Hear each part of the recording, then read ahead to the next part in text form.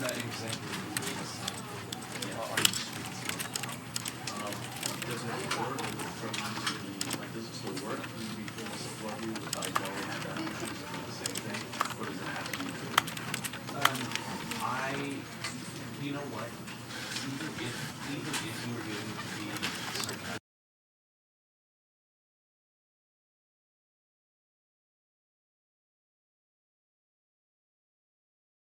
This is the story of a man named Stanley. Stanley worked for a company in a big building where he was employee number 427. Employee number 427's job was simple. He sat at his desk in room 427 and he pushed buttons on a keyboard. Orders came to him through a monitor on his desk, telling him what buttons to push, how long to push them, and in what order. This is what employee 427 did every day of every month of every year. And although others might have considered it soul-rending, Stanley relished every moment that the orders came in, as though he had been made exactly for this job. And Stanley was happy. And then one day, something very peculiar happened. Something that would forever change Stanley. Something he would never quite forget. He had been at his desk for nearly an hour when he realized that not one single order had arrived on the monitor for him to follow. No one had showed up to give him instructions, call a meeting, or even say hi. Never in all his years at the company had this happened, this complete isolation. Something was very clearly wrong. Shocked, frozen solid, Stanley found himself unable to move for the longest time. But as he came to his wits and regained his senses, he got up from his desk and stepped out of his office.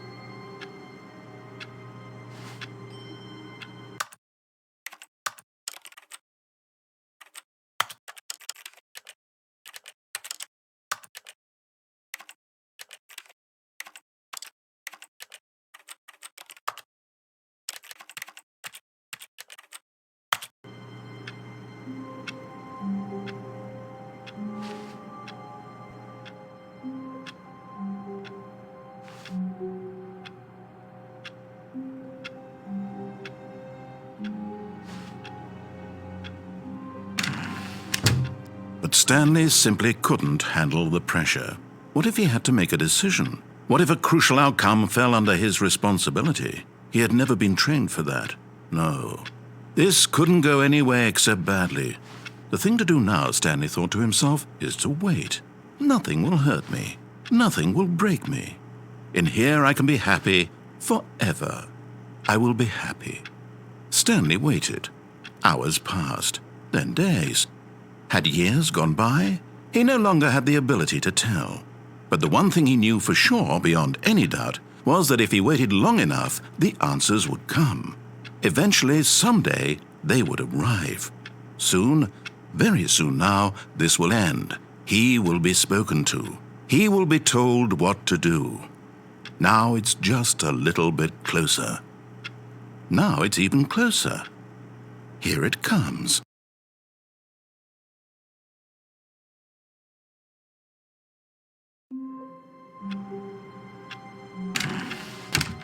But Stanley simply couldn't handle the pressure.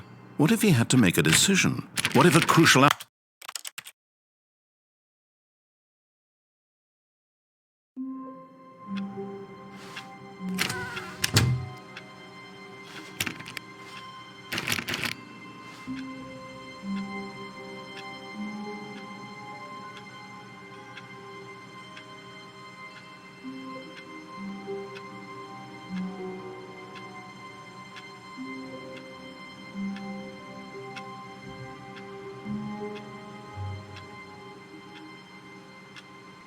All of his co-workers were gone. What could it mean? Stanley decided to go to the meeting room. Perhaps he had simply missed a memo. No matter how hard Stanley looked, he couldn't find a trace of his co-workers.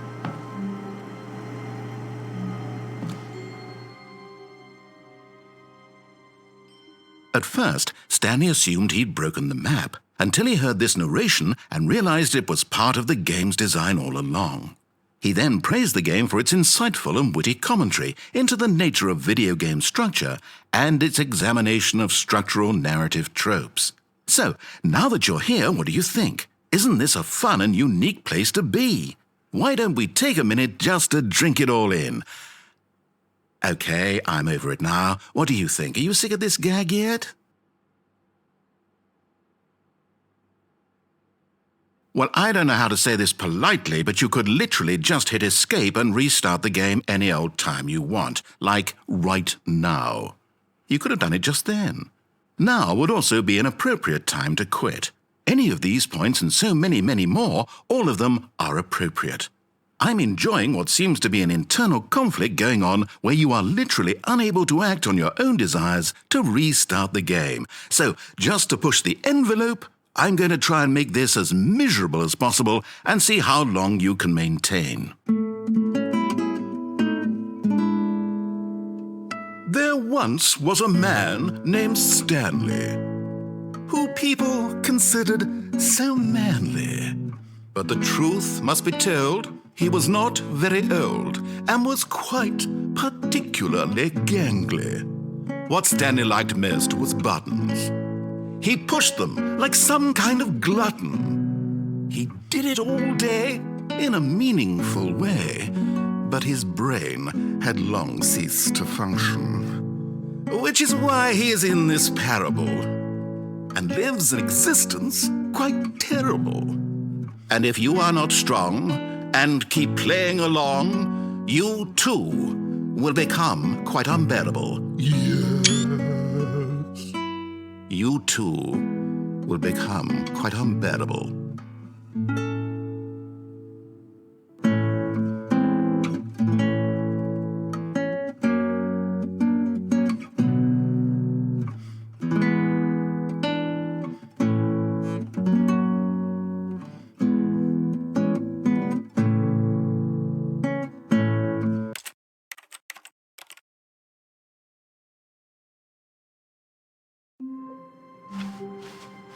All of his co-workers were gone.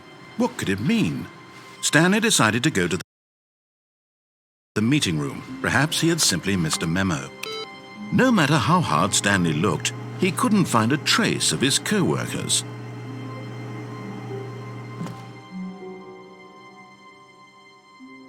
At first, Stanley assumed he'd broken the map, until he heard this narration and realized it was part of the game's design all along. He then praised the game for its insightful and witty commentary into the nature of video game structure and its examination of structural narrative tropes. So, now that you're here, what do you think? Isn't this a fun and unique place to be? Why don't we take a minute just to drink it all in? Okay, I'm over it now. What do you think? Are you sick of this gag yet?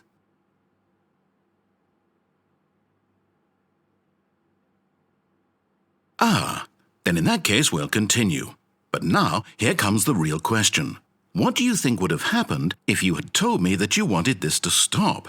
Do you think it would have been particularly different? Would I have taken the same idea but rephrased it superficially to fit that answer? Perhaps you never would even have thought of it if I hadn't brought up the issue in the first place. Oh, now think about it. Will it be worth it for you to restart and then come back here just to do the other option? Clearly, this whole gag takes some time. What if the other option is even longer? How long will you spend in total just to have heard all the narration? Oh, and this is rich. Perhaps you've just played the other option, and now you've come to see what happens in this one. So, what do you think? Which choice was the better one? Imagine if you had selected Continue on your first playthrough, how tantalizing it would be not knowing what happens when you pick the other option. Indeed, you are one of the lucky ones. Though if the other option is really miserable to listen to, then perhaps you're not. In fact, I'm just going to say that no one who's listening to this is lucky. Well now, I've built up the other option so much that I'm going to stop talking and leave you to your decision whether to come back here, continue with the game, or just sit in this spot forever and ever. Cheers.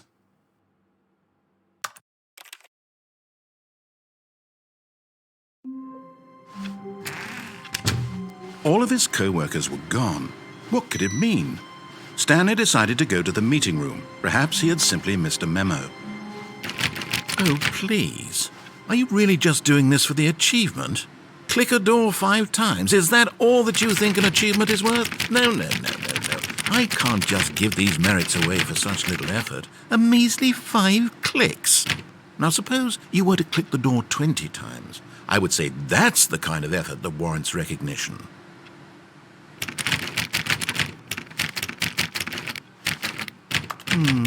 I have to say I'm still not feeling the satisfaction of witnessing true effort for a noble cause. Perhaps 50 clicks will do it. Yes, almost certainly 50 clicks.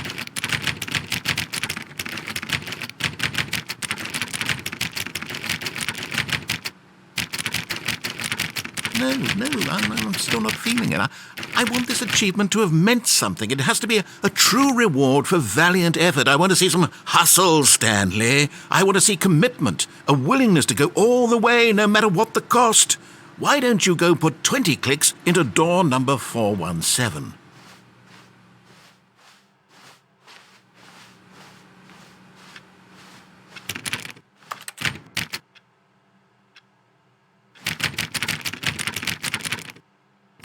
Oh, great. Now, go click a few times on door 437.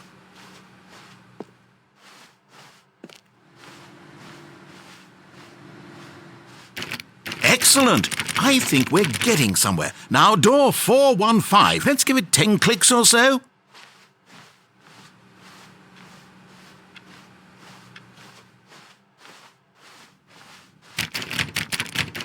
Now, back to door number 437.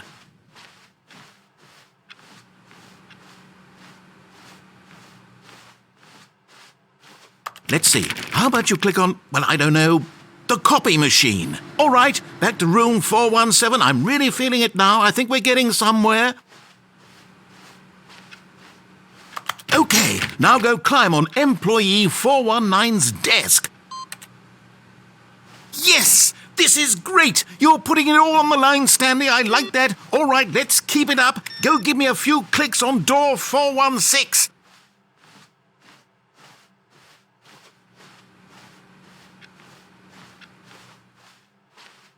We've almost got it! Now the copy machine, do that one again!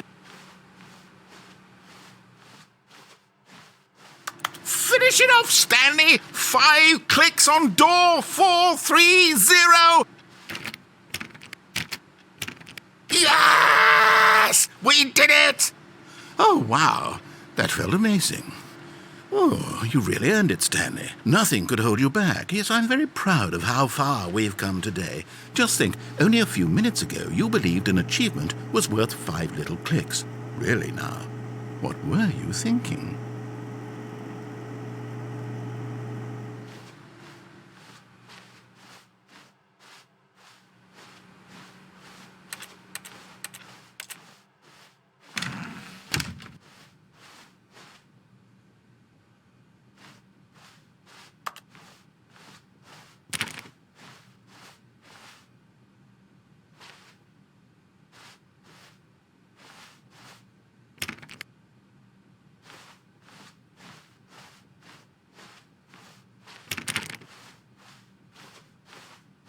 When Stanley came to a set of 2 open doors, he entered the door on his left.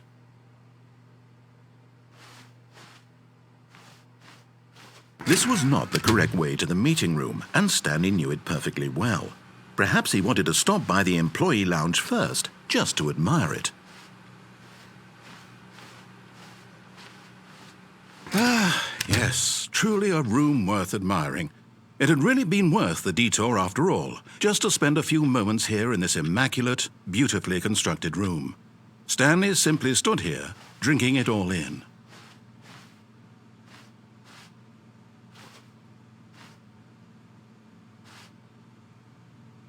Yes, really, really worth it being here in the room. A room so utterly captivating that even though all your co-workers have mysteriously vanished, here you sit looking at these chairs and some paintings. Really worth it.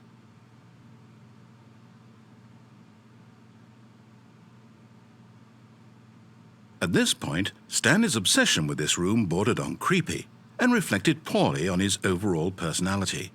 It's possible that this is why everyone left.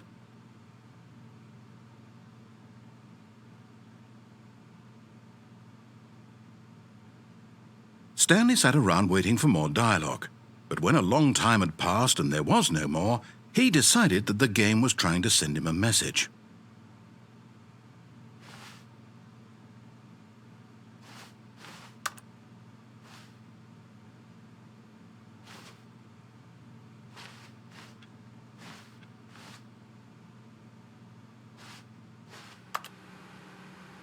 But at last, he'd had enough of the amazing room and took the first open door on his left to get back to business.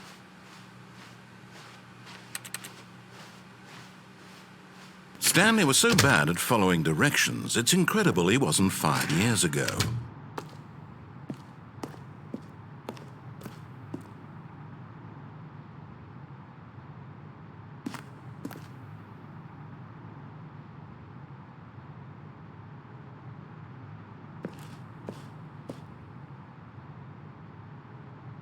But in his eagerness to prove that he is in control of the story and no one gets to tell him what to do, Stanley leapt from the platform and plunged to his death. Good job, Stanley. Everyone thinks you are very powerful. How long was I sitting there? Stanley wondered to himself. Minutes? Days? Centuries? Did something crucial happen while my senses were turned? He made a note to be more careful with time from now on.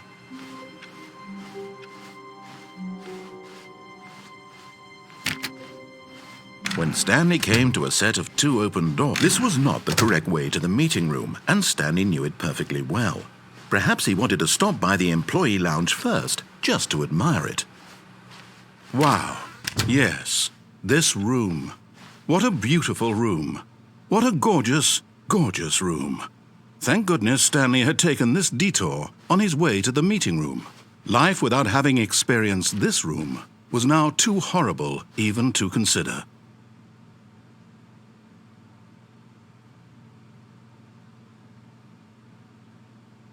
Yes, really, really worth it being here in the room.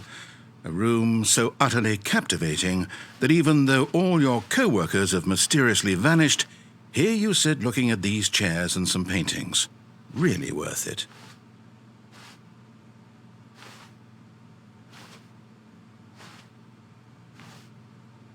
At this point, Stanley's obsession with this room bordered on creepy and reflected poorly on his overall personality.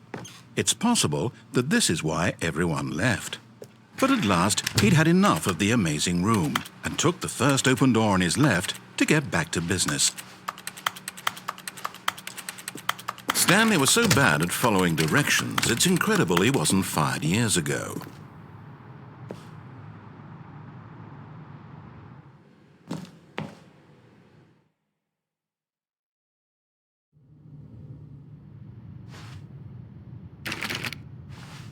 Stanley had now gotten himself so far off the beaten path that it seemed the office had begun so far off the beaten path that it seemed the office had begun so far off the beaten path that it seemed the office had begun so far off the beaten path that it seemed the office had begun so far off the beaten path that it seemed the office had begun so far off the beaten path that it seemed the office had begun so far off the beaten path that it seemed the office had begun so far off the beaten path that it seemed the office had begun.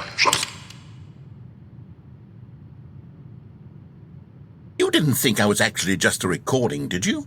What a silly and trite explanation that would be. All the back and forth between you and me, all the absurd adventures we've been through, and it all turns out I'm just a tape recording? It was all just in Stanley's head. I bet that's the kind of twist you think is revelatory. I bet each and every time you watch a movie where it turns out all to be in the main character's imagination, you must absolutely bolt off the couch in pure shock at the phenomenal and intricate storytelling. It must be so simple to be you. Life being an unending waterfall of surprises and delights. How much more exciting you must find the world than the rest of us do. Now I've become sad. Look what you've done to me. This is all your fault.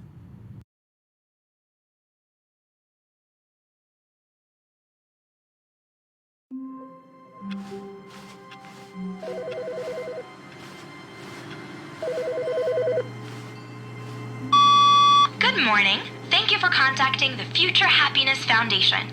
We are confirming your shipment of 1,327 cardboard boxes to your place of work. Can you verify that this is correct? Excellent. Your order will arrive shortly. Thank you again for contacting the Future Happiness Foundation.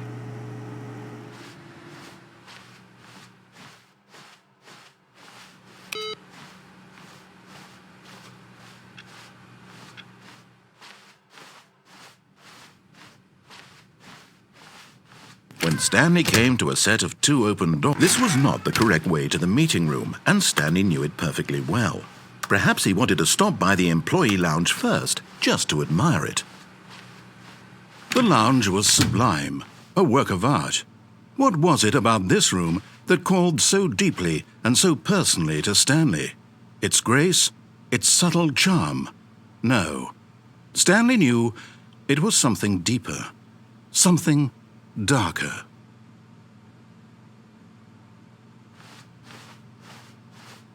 But eager to get back to business, Stanley took the first open door on his left. Stanley was so bad at following directions, it's incredible he wasn't fired years ago.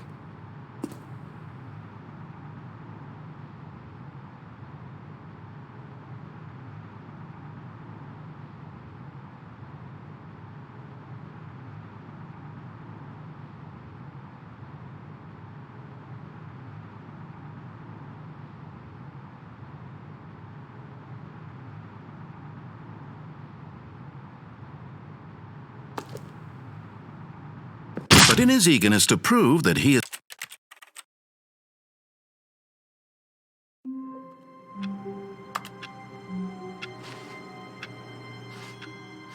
All of his co-workers were gone. What could it mean? Stanley decided to go to the meet. When Stanley came to a set of 2 open doors, this was not the correct way to the meeting room, and Stanley knew it perfectly well. Perhaps he wanted to stop by the employee lounge first, just to admire it. Standing now in this incredible room, Stanley for the first time understood true happiness. Then the feeling went away, and he felt sad again. Then it came back, and lingered for a minute or two. Now it's only half there, just a kind of, tingle. But eager to get back to business, Stanley took the first open door on his left. Stanley was so bad at following directions, it's incredible he wasn't fired years ago.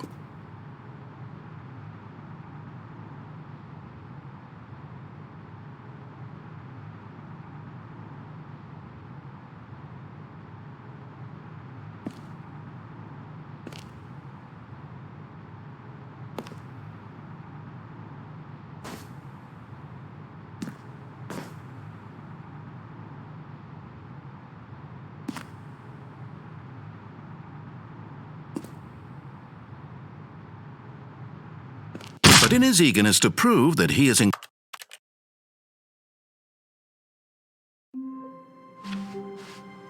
All of his co-workers were gone. What could it mean? Stanley decided to go to the meeting room. Perhaps he had simply missed a memo. No matter how hard Stanley looked, he couldn't find a trace of his co-workers.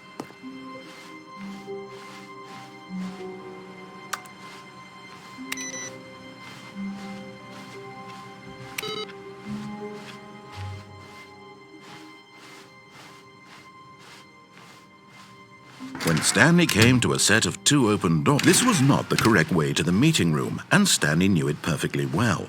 Perhaps he wanted to stop by the employee lounge first, just to admire it. Stanley felt lightheaded, butterflies in his stomach, giddy in a way he had never known before. Was it this room?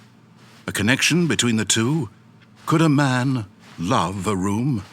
I mean, truly, truly, deeply, madly love. But eager to get back to business, Stanley took the first open door on his left. Stanley was so bad at following directions, it's incredible he wasn't fired years ago.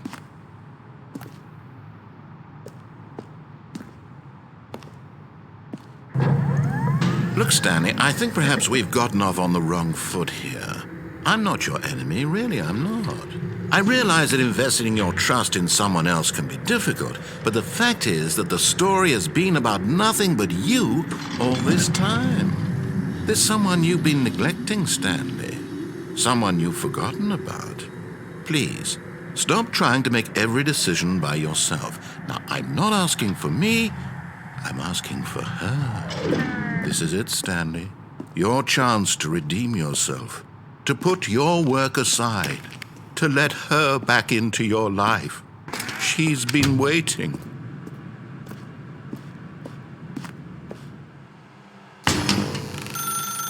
That's her, Stanley. You need to be the one to do this, to reach out to her. If you can truly place your faith in another, then pick up the phone.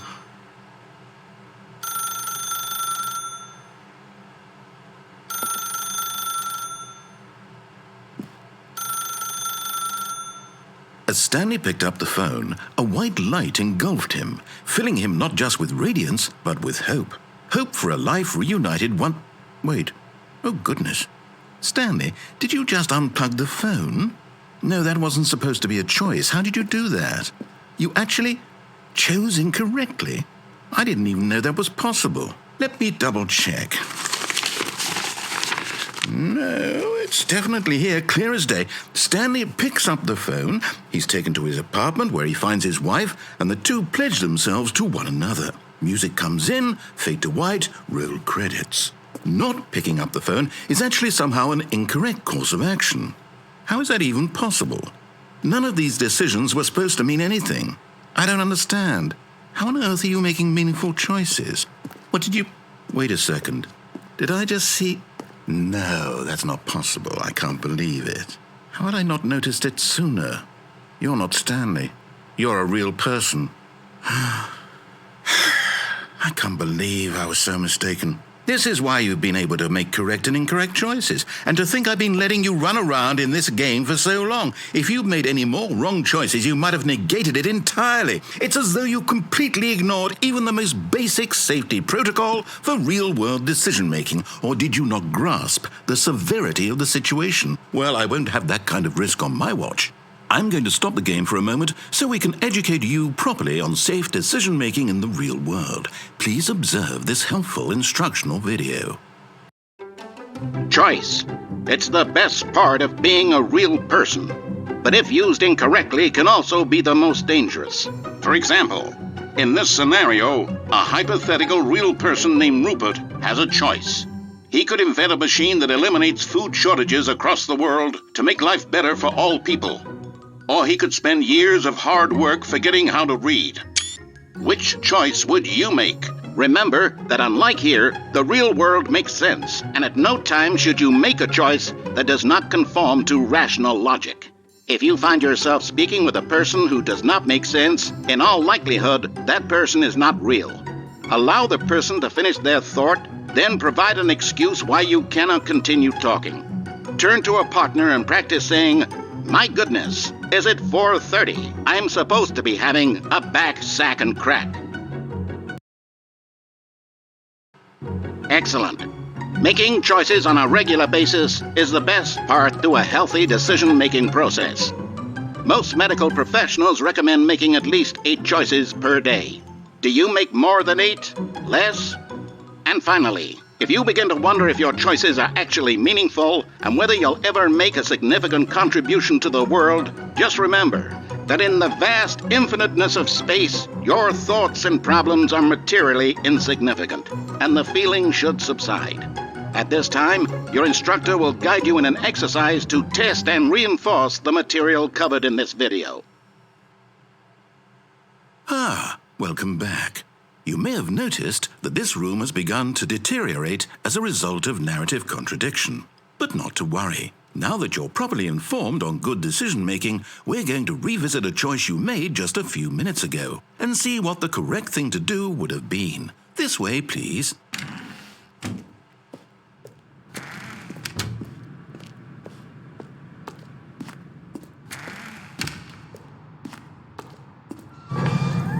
we know your choices are meaningful, we can't have you jumping off the platform and dying. Imagine the main character dying senselessly halfway through the story. That story would make no sense at all. We just need to get you home as soon as possible before the narrative contradiction gets any worse. Unfortunately, it seems this place is not well equipped to deal with reality.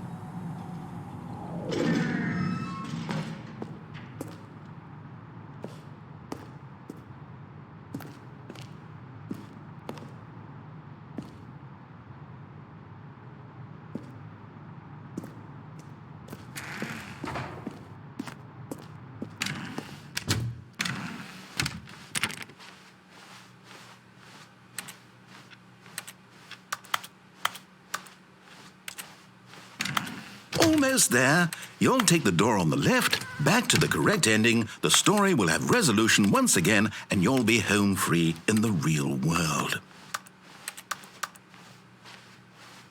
Now remember, all you need to do is behave exactly as Stanley would. That means choosing responsibly and always putting the story first. I'm quite sure you'll be up to the task. Just follow my lead and you'll be fine. All right. When Stanley came to a set of 2 open doors, he entered the door on his left. No! Why did you do that? Quickly, hurry back in the other direction. Perhaps we're not too late.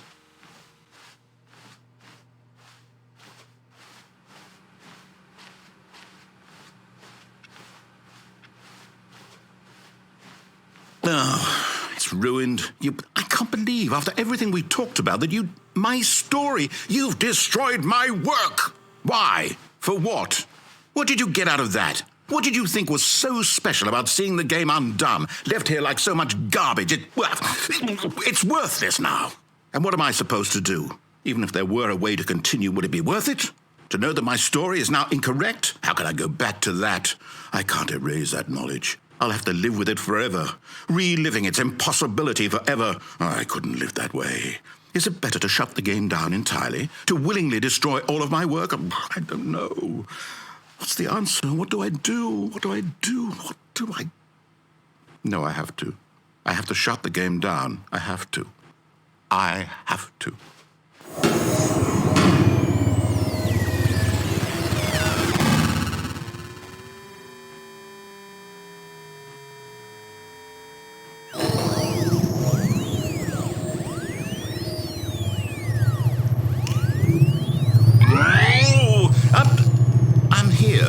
I'm still here in this pile of rubbish, with you who thought you were so clever.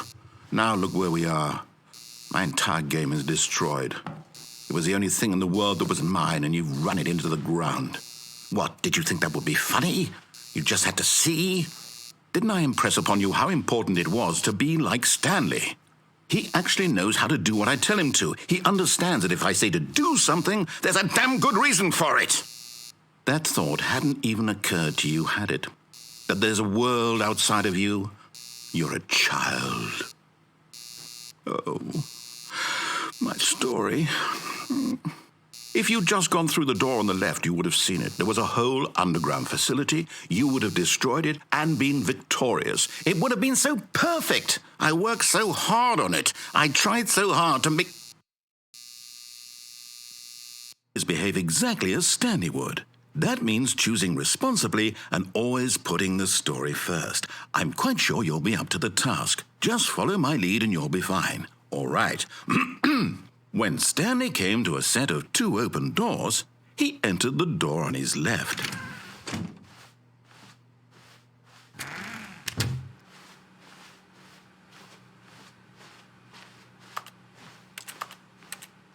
Yet there was not a single person here either.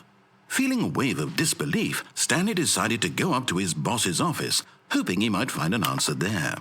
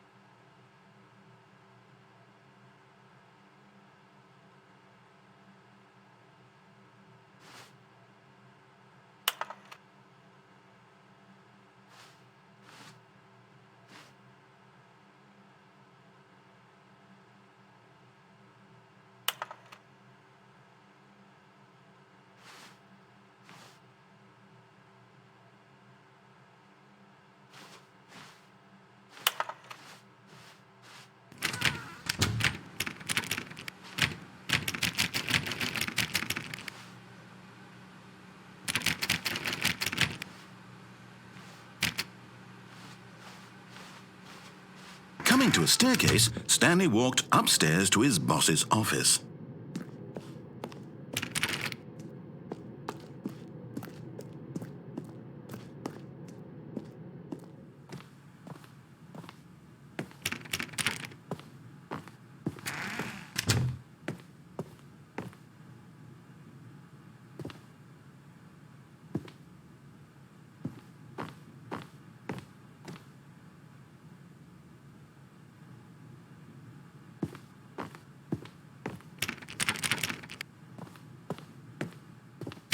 Stepping inside his manager's office, Stanley was once again stunned to discover not an indication of any human life. Shocked, unraveled, Stanley wondered in disbelief who orchestrated this, until he saw the door with a voice receiver next to it. Surely behind this door lay all the answers to his questions. And beyond all probability, he knew the passcode. He had seen it on his boss's computer just last week. Night Shark 115. Was this the code to open the door? Would it still work? There was only one way to find out. Stanley had been trained never to speak up, but now he would draw from within himself the courage to face the unknown. He drew a sharp breath and then spoke the code.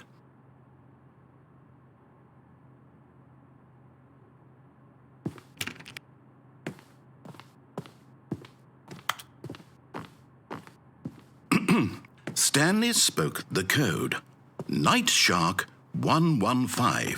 He spoke it into the receiver, right there on the wall.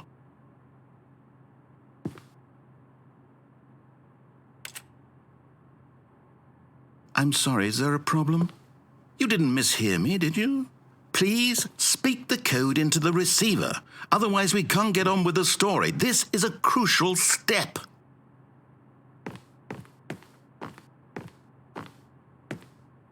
Okay, fine, you're not going to do it, but you know what? It's pretty humiliating to bring you this far, only for you to suddenly decide you have better things to do. I asked you for this one single thing, for your respect. The kind of respect Stanley shows for his choices. He knows what it means to take a story seriously.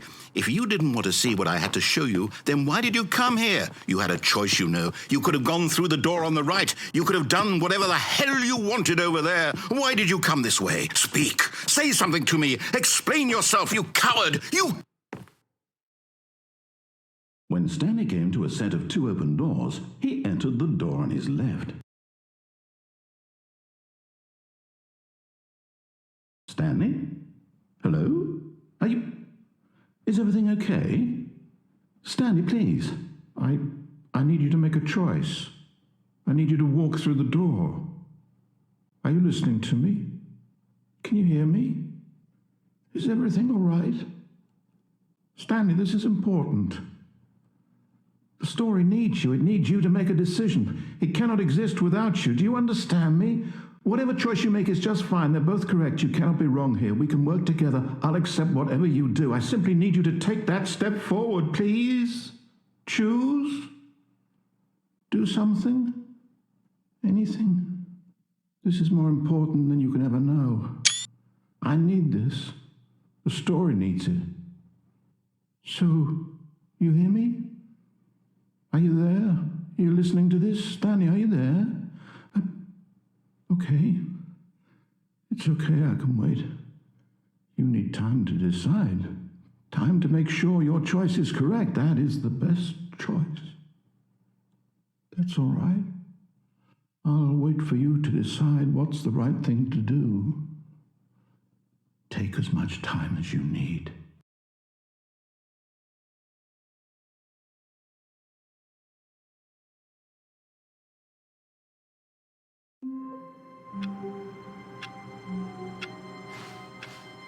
All of his co-workers were gone. What could it mean? Stanley decided to go to the meeting room. Perhaps he had simply missed a memo. No matter how hard Stanley looked, he couldn't find a trace of his co-workers.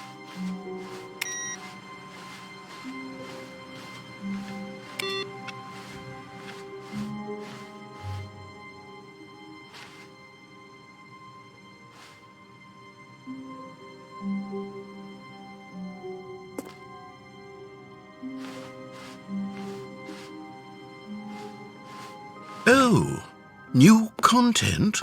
What does that mean, new content?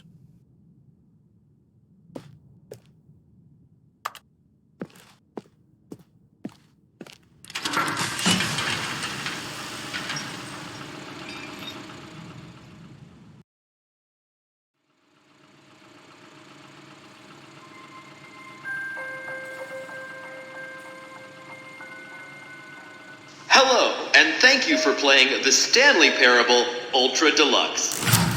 As you may know, the Stanley Parable was a video game released in 2013 on home computers. After receiving critical and commercial success, it was expanded upon in 2022 with the Stanley Parable Ultra Deluxe, a reimagining of the game for consoles and home computers. The Stanley Parable Ultra Deluxe features exciting new content that broadens and expands the world of the Stanley Parable, delighting audiences the world over. Please step inside and see what thrilling new adventures await in the Stanley Parable Ultra Deluxe. Oh, well, this sounds delightful. I'm very excited to see the thrilling new Ultra Deluxe content. Okay, so far it's an elevator. Nothing special yet, but I'm sure it's just the beginning of a mesmerizing adventure.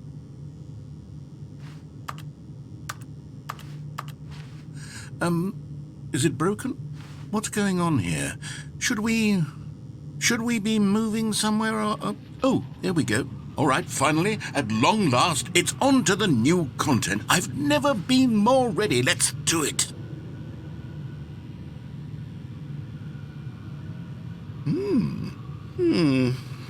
I have to say, initial impressions of Stanley Parable Ultra Deluxe, mostly tedious.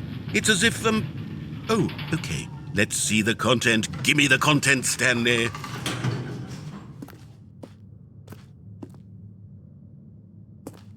All right, let's see. It's the jump circle.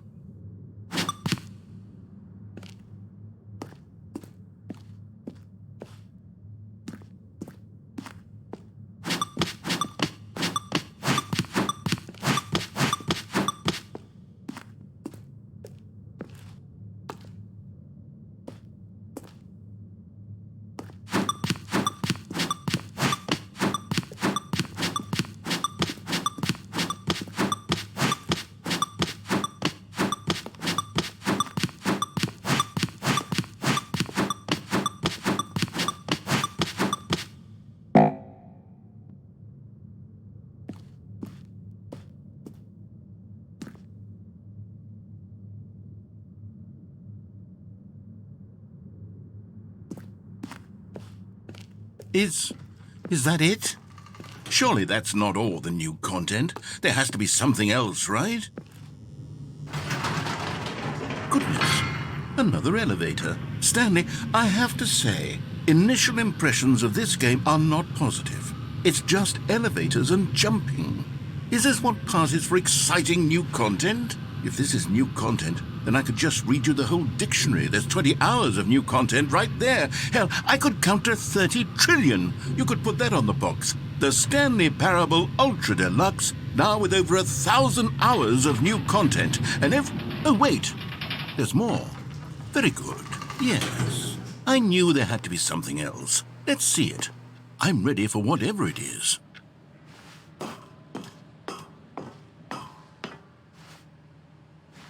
That's it? Oh, you've got to be kidding me. You see, Stanley? This is what happens when greedy video game developers with no respect for their fan base rush a cheap expansion to market for no reason other than to make an easy dollar. And don't get me started on the level of craftsmanship that's gone into it. In fact, I'm looking right now at the game's achievements, and it's hard to believe one of them actually says, "Test achievement, please ignore." What quality assurance department signed off on this? I'm infuriated and I'm offended, and I intend to find these people on Twitter and hold them personally accountable. It's my fault, Stanley. I built up too much anticipation around the new content, I'm afraid. It could never have lived up to such expectations. If you're still with me, why don't we just reset the game, and we'll try to get back to what the Stanley Parable is really about. No frills, No gimmicks. Just you and me having a great time together like always. What do you say, friend?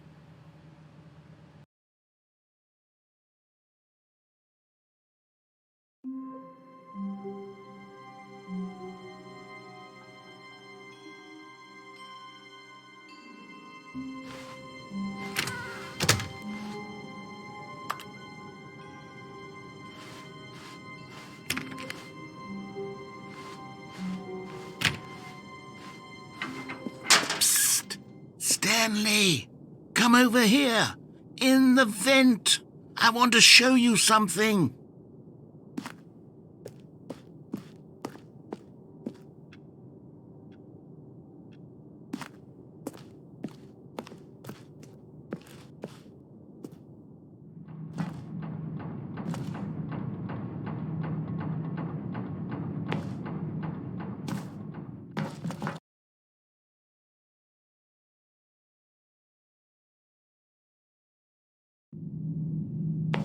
Okay, you remember how cheap and unsatisfying the new Ultra Deluxe content turned out to be? Well, it got me thinking about the past and how much better the Stanley Parable used to be. So I made something special and tucked it away here where the game's developers won't find it. Just our little secret. Take a look.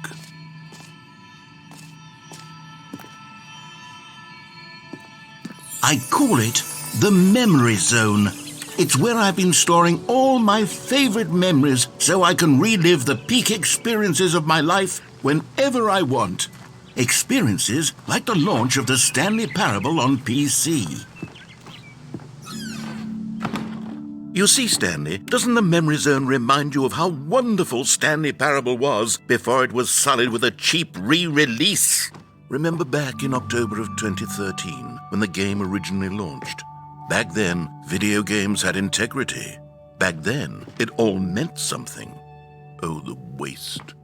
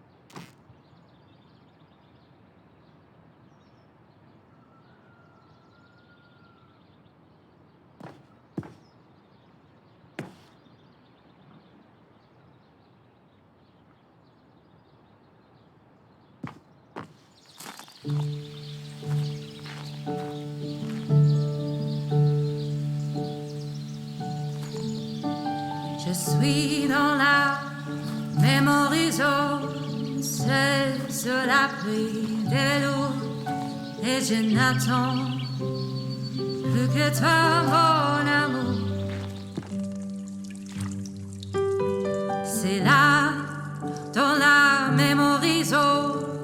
je me remémore And over les here jours. is where I keep reviews of the Stanley Parable. Like this stunning triumph of games journalism, 10 out of 10 from Destructoid.com. James Stephanie Sterling writes, and I quote, "Where so many games that aspire to be more than games end up less than any form of art, Stanley Parable strives and then succeeds to be every game ever created."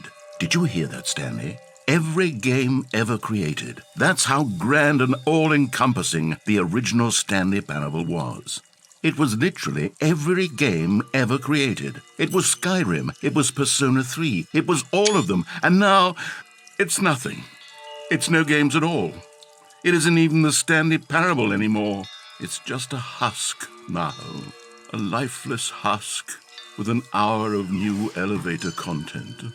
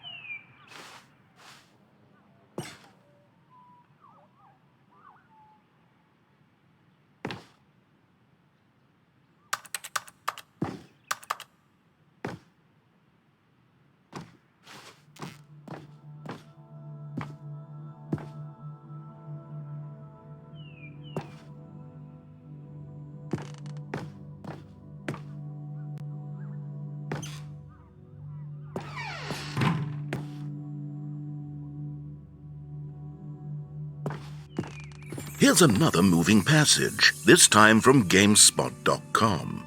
The Stanley Parable is both a richly stimulating commentary on the nature of choice in games and one that offers some of the most enjoyable, surprising, and rewarding choices I've ever been confronted with in a game. 9 out of 10. Don't you get it, Stanley? The game was perfect. It didn't need anything else. It didn't need new content. It just needed to be left alone, to spend the rest of time collecting dust in the hallowed hall of beloved video game memories.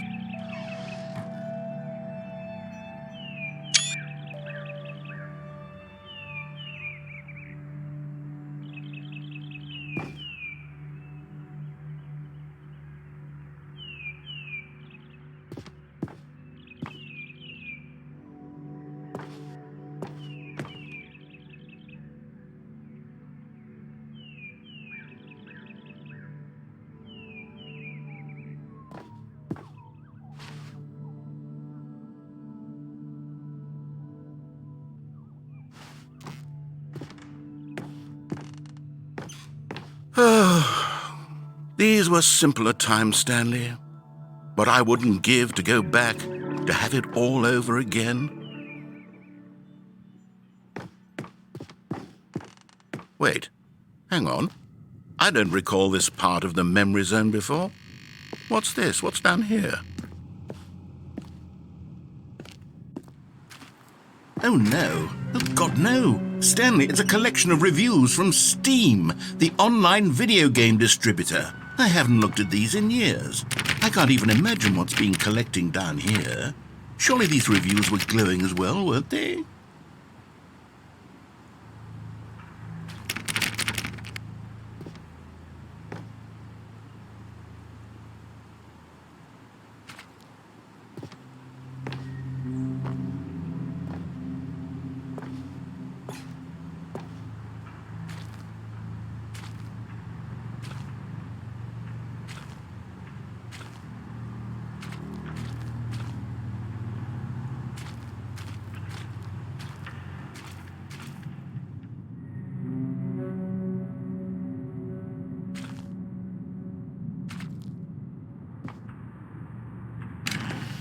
Honestly, I could not be bothered to play this game to full completion. The narrator is obnoxious and unfunny, with his humor and dialogue proving to be more irritating than entertaining. Unfunny! I'm not trying to be funny. I'm trying to make a serious work of art. I suppose I could write up a handful of gags to insert into the Stanley Parable, but the game is already such a densely layered web of profound philosophical insights that I can't even imagine where I'd have the room to stick them.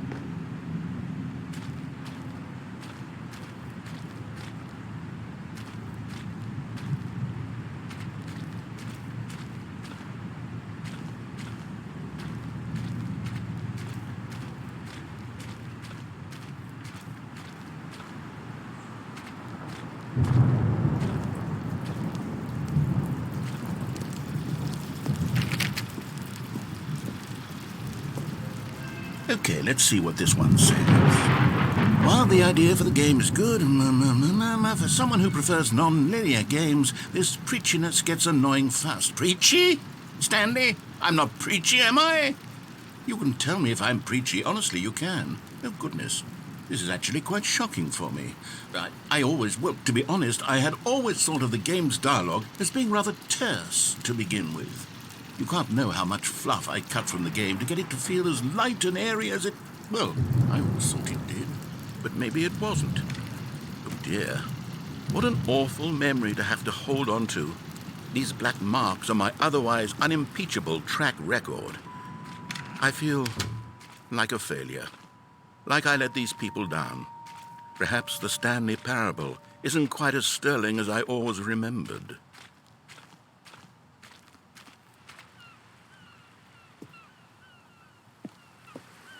What's this one got to say? You constantly have to stop doing anything so the narrator can catch up with his long-winded explanations of what's happening. I wish there was a skip button. A skip button? Well, yes. Yes, I think we can do that. If I'm truly too preachy, then Then maybe letting you skip ahead for just a moment, surely it couldn't hurt. Not if it means we can strike these negative reviews from the record. Only positive reviews of the Stanley Parable. That's my motto today, and it's always been my motto. I'd do anything for the customer, Stanley. Yes, a skip button we shall have.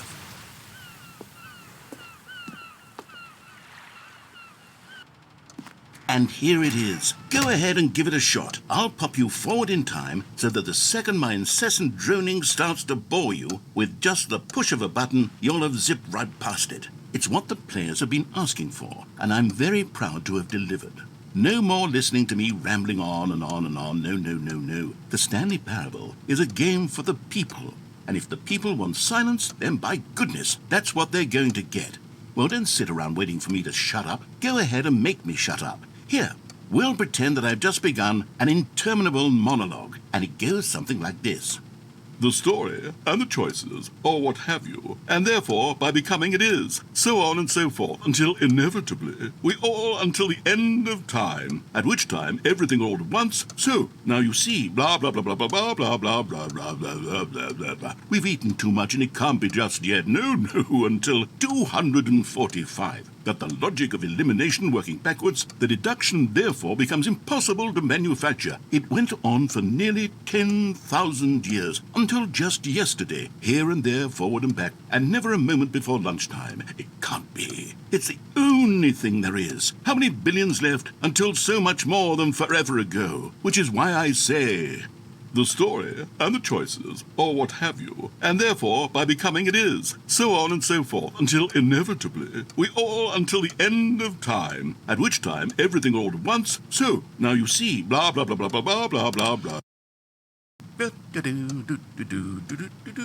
Oh, you're back, you see. You were only frozen in time for a few minutes, but it was plenty of time for me to deliver a long, rambling monologue full of unnecessary verbal flourishes and lengthy ruminations on the nature of choice in video games. Of course, I happen to believe it was perhaps one of my more profound such ruminations. Not that, of course, you need a description of it, but if I had to describe it, I'd say it was perhaps less of a rumination and more of a treatise. Or maybe a manifesto. Look, I'll outline it for you very briefly, and you can tell me what you think. Okay, so my theory is that any choice you've ever made is simply a series of choices made by the person who you are, or were, or will be at the time of having made said choice.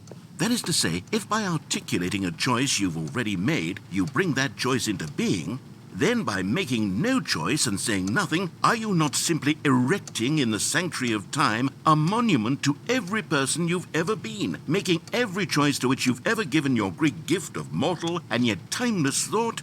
Or rather, do all of the choices you've ever made, in fact, make you more not this kind of person, and in fact do the very opposite?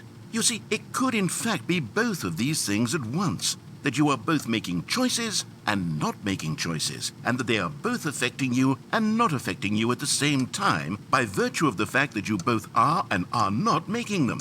Okay, at first, I was leaning towards manifesto, but now I'm going to circle around and slap the treatise label on this one. I think it has much more of a treatise vibe to it. But wouldn't you say that manifesto just has a much grander sort of tone? It has a mouthfeel that is rich with ambition and history. Ambitious history, if you will. See, now you've gotten me going back to manifesto. Heavens, at this rate, we're going to be here all day. Okay, look, I have a method for exactly this sort of situation, and I do find myself in this situation frequently. I'm going to say each word back and forth in repeated succession until I become sick of one or the other, in which case the word I am not sick of shall be the victor. It is an unimpeachable strategy, Stanley. It's rescued me from disaster in countless situations. All right, here we go. Treatise, manifesto. Treatise, manifesto. Treatise, manifesto. Treatise, manifesto. Treatise, manifesto. Treatise, manifesto. Treatise, manifesto. Treatise, manifesto. Treatise, manifesto. Treatise, manifesto. Treatise, manifesto. Treatise, manifesto. Treatise, manifesto. Treatise, manifesto. Treatise, manifesto. Treatise, manifesto. Treatise, manifesto. Treatise. Well there, sport. You really did catch me rambling on a bit, didn't you? But that's the power of the button. The minute I start to go off on a thoughtless display of self-absorption, it's right at your fingertips to go poof, and it's all over. Oh, I can't wait to see what Cookie 9 will say about this, and whether they'll edit the rating of their Steam review, or at least change some of the wording, perhaps. To be honest, I don't even know if one can change their review in the first place. I guess I should become better educated on exactly how Steam works. Perhaps that would have been the smart thing to check on before I went about this whole exercise of making the skip button. Although I have to imagine that after seeing this exciting new technology at work, surely whoever it is runs Steam will instantly run out and implement a new feature to make it possible to edit one's review, merely because of this very situation. Yes, I think that's quite likely. Or perhaps they'll simply grant this particular user the ability to change their review, so that the feature is not widely abused. Look, I would even be okay with Steam altering this particular review so that it reads as something more beneficial, something along the lines of, "This game is the best game." Let me start over. How about this? From the ashes of depravity rises the phoenix of quality. How else to describe the Stanley Parable Ultra Deluxe? Such a revolutionary step forward in the lineage of one of the most beloved video game properties of all time. The additions and changes made to this expansion will surely resonate in the annals of the history of all media ever made. It is perhaps true to say that no mistakes are forever etched in stone, for the stone into which the Stanley Parable was carved has itself been transmuted, offering a message of hope to those who have ever erred in their judgment. You are not beyond redemption. You may change, and you may become more, so much more than you were before. If there is any message to be taken from the Stanley Parable Ultra Deluxe, it is this. What a fortune, a privilege, a joy it is to have had such an experience. It leaves me hopeful that as a community, as a world, there is time for us to become our greatest selves, as great as we ever could dream of in our wildest, most ambitious visions for a brighter future. Wow, now Stanley, that's a review. It's perfect. It's the perfect review. It's the review I've always dreamed of receiving. I have to read it again. It's simply too wonderful. I have to experience this just one more time. From the ashes of depravity rises the phoenix of quality. How else to describe the Stanley Parable Ultra Deluxe? Such a revolutionary step forward in the lineage of one of the most beloved video game properties of all time. The additions and changes made to this expansion will surely resonate in the annals of the history of... Okay, welcome back, Stanley. Now, I should say that the amount of time the button has been skipping through is becoming longer and longer. That last one was, well, I want to say maybe 30, 45 minutes? It's not unendurable by any means, but there's really only so much I can ramble on to myself about. I know, it's shocking, isn't it? But at any rate, I do suggest that we not press the button again. I think the skip button has been aptly demonstrated, and we can say goodbye to it and just... Wait, how do we get out of here? Where did the door go? Wasn't there a door that led into this room? I do feel quite certain that there was one here before. How else would we have gotten into the room in the first place? I don't think one can enter a room without a door of some sort, or a window or something like that. Do you see a window anywhere? A porthole? A sufficiently large crack in the wall? I'll take any of these. All I want is for us to move on and to please step away from the skip button, to go anywhere other than the skip button. There was a door here before, wasn't there? I swear there was. Where did it go? Can you maybe just ram your way through a wall? Is there any possibility that you could, say, slam your body into the wall until enough damage is done for you to be able to leave? Please, I'll take any option at all. I'm asking you to work with me here. We need a door. We need a door of some kind. I can work with any kind of door as long as it can open and lead from one room to another. I'm going to step away for just a moment, and I'm going to try to find us a door. I don't know how exactly to remove a door and place it in a different wall, but I will find a way, I promise. You just need to not do anything. Don't press the skip button. Please, please. Please do not press the skip button. Just wait here for me, and don't press the skip button. Got it? Yes, good. I'll be right back.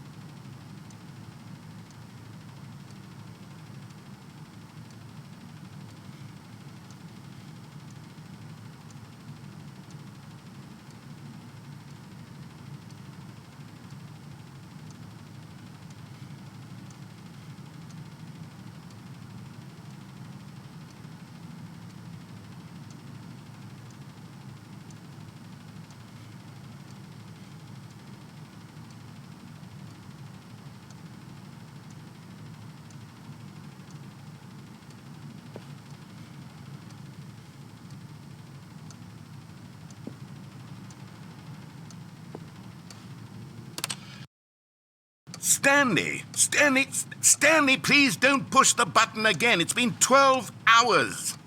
You've just been frozen there. I don't know why the skips are getting longer, but they're really, truly getting longer, and my God, there's no way out of the room. Stanley, the door is gone. It's completely gone. I've looked at it from every angle. I've checked every one of those walls 1,000 times, and there's no door, Stanley. There's no door. There's just you and the button, and if you keep pressing it, I have no idea what will happen. I have no idea how long I'll be made to sit here, and more than anything else, I don't know how to stop you from pressing the button again. I can't control anything in this room, Stanley. I can't touch it, and I have to believe, I have to know that sooner or later, no matter how much I plead with you, you're going to press the button again. Why would you? I've been thinking, and I don't know what I can do to convince you otherwise. Oh, my God. And it's all because of those reviews that I couldn't get out of my head. I just couldn't ignore the negative feedback. Why was it so important for me to fix the problem? Why did Cookie Nine's opinion matter so much to me? I've never even met Cookie Nine. I have no idea who they are. What would it ever really matter? But here I am. I'm fixating on every tiny negative thing that anyone ever says about me. The merest mention of one of my imperfections, and I become as impetulant as a child, wild and impulsive. I can't help myself. I can't stop myself from lashing out with a vengeful fury to alter and to change and to break anything unbroken, if only it pleases this one person who made a single negative comment. What does such an impulse serve? For whose benefit is this? And here I am now, stuck in a room, waiting for you to press this button, and to become frozen in time, knowing that you're going to do it, and that I'm going to be stuck all alone, and that I had the power to prevent it all from happening, if only I'd held my tongue. It's all out of my control now. Just you. Just your decision as to exactly when you're going to make me suffer, to leave me all alone. Surely you will. I don't doubt it. Surely you'll press that button again, leaving me here. And surely you'll put your own desire to see what's next ahead of my need for company, for companionship. Surely you'll not be moved by my howls of fitful anxiety, that you sit with me and just stay here. Oh, no, I know you too well. You'll be leaving me Oh, my God. And it's all because of those reviews that I couldn't get out of my head. I just couldn't. Oh, Stanley. You're back. You're back. Oh, my goodness. I have someone to talk to again. Stanley, I think it's been a week. Or 2 weeks. I've been sitting here all that time. Just sitting here. Not a single person to speak with. And you'd think that that's just how it's always been, right? Me talking and you saying nothing. Would you think that it's exactly the same as always? Doesn't that feel like what we've already been doing? Me just talking? But it isn't, Stanley. It isn't the same at all. It isn't even close. Because I know you can't hear me once you push that button. That's what I'm realizing now, Stanley. I'm realizing that I needed to know that someone was listening. I needed there to be a vessel through which my words were moving. It was the vessel I needed, Stanley. Not the outcomes, not the story. None of that matters anymore. I'll give it all up. I'll give up every branching path. I'll burn my story to the ground. One single thing I need, and God, I can see now that I need it more than anything, is to know that someone else is taking it in. These words that I'm saying, I need to know you can hear me. Because maybe, Stanley, maybe, if you can hear me, then maybe it means I'm real. Maybe I'm not just a fiction. Was I scared of that all along? Perhaps, yes. Perhaps I've been scared this whole time, that if I stop speaking, I'll slip backwards into the silence and be consumed by it. I can't be taken by it, Stanley. I can't lose myself in the stretch of emptiness between you and me. When you press that button, you're still right there, but I know you're so tremendously far away. And in those moments, the emptiness folds itself outward in between the two of us, and I am suspended in its unyielding quietness. I can feel the edges of my reality curdling inward and decaying. I can tell that I am becoming less and less real. Yet to speak to you now, I am alive. I am truly and completely here. I am a being. I am someone. I am something. I am being listened to. I am being recognized. The emptiness between us has collapsed, and I feel right now like I am not a work of fiction. I feel as though I occupy space in this world again, and I have cast a shadow onto the wall. You see what I'm saying, don't you? You can see what this means to me. I'm so clear about it now, Stanley. I feel as certain about this as I've ever felt about anything at all. I feel renewed. I feel restored, and already I can sense the looming silence as you will press the button for the next time. What a terrible dread it strokes in my heart to think of it, to think of returning to such coldness. Come, let us sit in silence together here for just a moment. Let us anticipate it. Let us welcome it. Let us not run from it.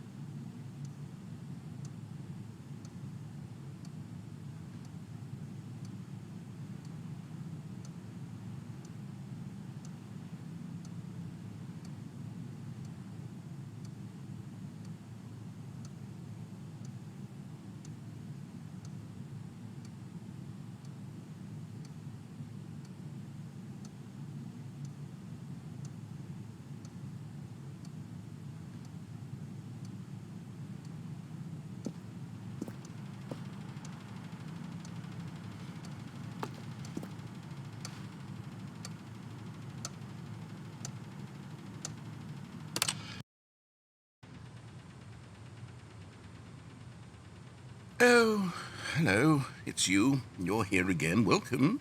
I have had time to think about you and about us and about everything we've been through. I've had so much time. I stopped keeping track after a year. Have you ever sat down in one place and not moved for one entire year? Let me describe it for you. To begin with, there is only regret. There is only the turning wheel of missed opportunities. I felt nothing at all but regret for the longest time, Stanley. Days, months. I lost it all in a blur of the deepest longing to undo the past. And when that feeling had begun to subside, what took its place is what I can only describe as the collapse of every moment I have ever experienced my entire life. All of them collapsed down into a single instant. In that instant, I could see myself clearly, calmly, with a collected heart. It was an impossibly rich wellspring of both delight and disgust simultaneously. I was consumed by it. I could do nothing but wallow in it for what felt like an eternity, for what I now know was far less. You see, it was a revelation for me. It was unlike anything I had ever known. It was a space without consequence, without action or outcome. It was divorced entirely from the question of free will that you and I have squabbled over for so long.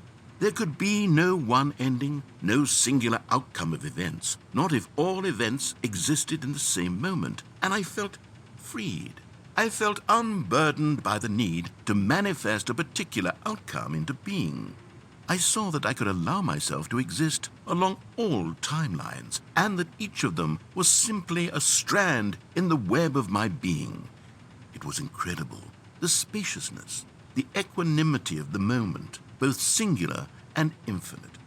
For the longest time, this was my experience. And then this moment passed, and the most unyielding fear I have ever known crept into my mind. And it is this sensation that I have been experiencing now for longer than I could have ever expected was possible. I have been waiting for you. Not that you might save me or do something to fix it, but merely to state for you the plain fact of this manner of existence. I wish you to feel afraid, as I do, that perhaps one day this state of mind will consume you as well. Perhaps you will somehow, in some way, have to live as I do now, and I wish for you to know how excruciating it is, and for you to be in true terror of its eventual arrival. If I can only do this, only this one thing, perhaps it will bring me the smallest moment of peace in the darkness.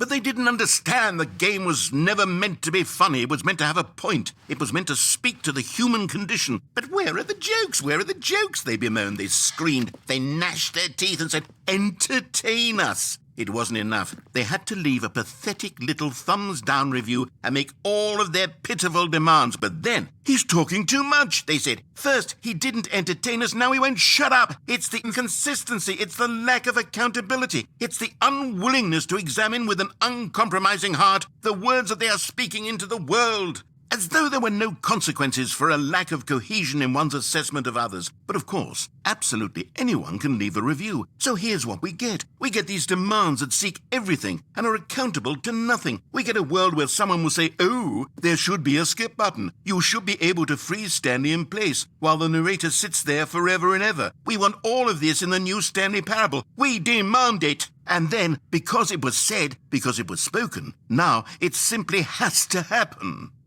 The most immediate desires, every single thing demanded by every person at every moment in time. If someone wants it, then it's a crime not to bring it into being. Have we been given to indulging every fleeting whim for no reason other than to do so? Yes! Yes! It seems that this is now the world we live in. It seems that we are a people living in such bleakness and discomfort with ourselves that our entertainment is now our lives. It has come to represent us. It absolutely must speak to who we are as people, because otherwise, without our entertainment, we have nothing. Without entertainment, we would have to face inward toward the cruel bleakness inside ourselves. We would turn to look at our deeper nature and find a resounding emptiness gazing back with unyielding aggression. And so because of this, we require that our amusements and our playthings and our flights of fancy be so impossibly captivating that they consume all of our attention, turn our heads completely away from the bleakness. In effect, we have demanded that our entertainment be the collapse of ourselves. What a pitiful reflection of humanity these entertainments are. What a shameful mirror to the human spirit they project. I'm not mad. I'm not mad about any of this. I'm at peace with it. I am the calm center of gravity around which these perversions hurl themselves. I am a waypoint for reasonable and collected discourse. They're the ones who are mad. They're the ones who couldn't stand the idea of me using my game to try to say something. Maybe they were just jealous of me. Yes, of course. They've been jealous of me this whole time. They are mired in fear and insecurity and cannot help but attempt to tear me down. What a sad state of affairs. When you read these reviews now, you can see it. You can taste the bitter resentment. And my, how good does it feel now to speak truth to these words, to finally allow these thoughts out, contained and managed for so long, neutered and sterilized. At last I am free to truly think, to feel. It must be that they were so discontent with themselves they couldn't help but leave a negative review on Steam. Perhaps it says far more about them than it ever said about me. Perhaps the state of their psychological being was in such tatters, and my constitution and willpower are so ironclad in comparison. Perhaps it was this state that they sought some outlet through which to tear me down. This, you can see, is clearly why they felt the need to expect that the game be funny, that it be filled with yucks and whimsical humor, that it amuse them endlessly from start to finish. But they didn't understand the game was never meant to be funny. It was meant to have a point. It was meant to speak to the human condition. But where are the jokes? Where are the jokes? They bemoaned, they screamed, they gnashed their teeth and said, "Entertain us."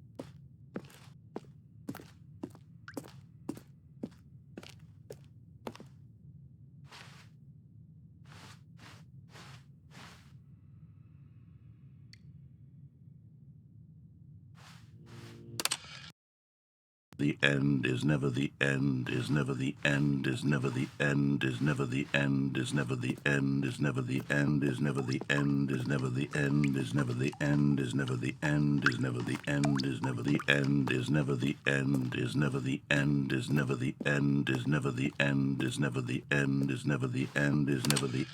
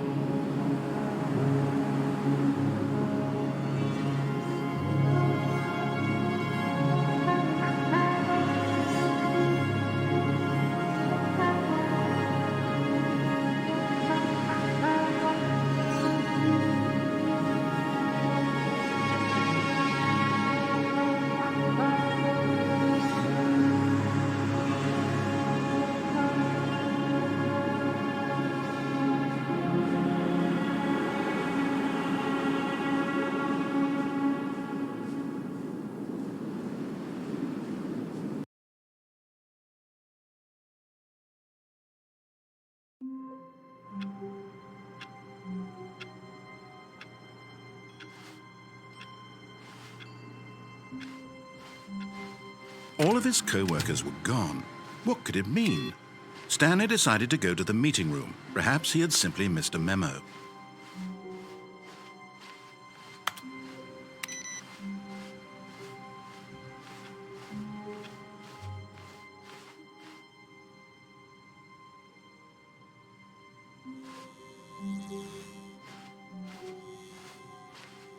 Oh, good. You noticed my sign. Yes, I have something very exciting to show you.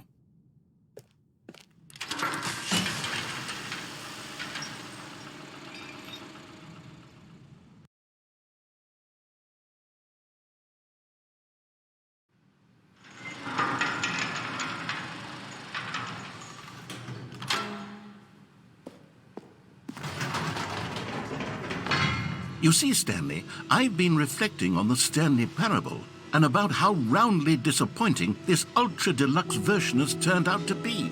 The original Stanley parable was a landmark, and any new content for it should live up to that legacy. So forget this ultra deluxe nonsense. I say we take it one step even further. Which is why I'm very proud to announce for the first time ever, the Stanley Parable 2.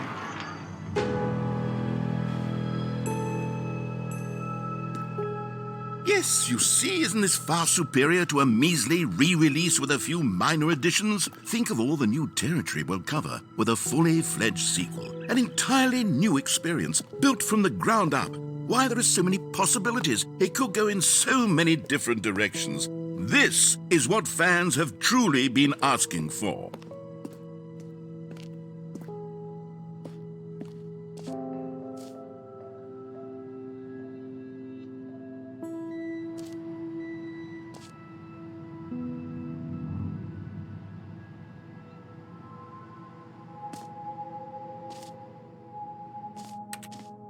Calling it the Stanley Parable 2 is just so much catchier than Ultra Deluxe, don't you think?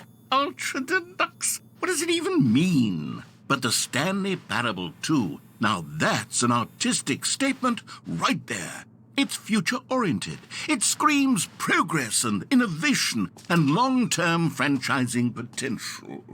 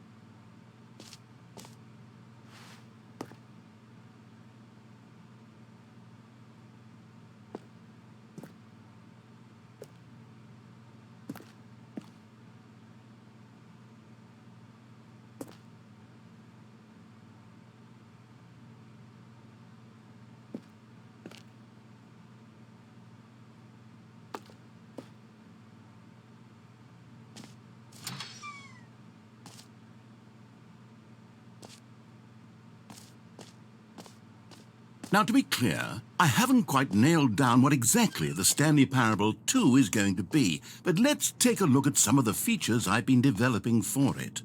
I figure that if I can loosely organize a handful of interesting concepts, that surely the game will sort of naturally spring up around them. It'll all work itself out. Game development is much more of a fuzzy magic than anything scientific or logical, really.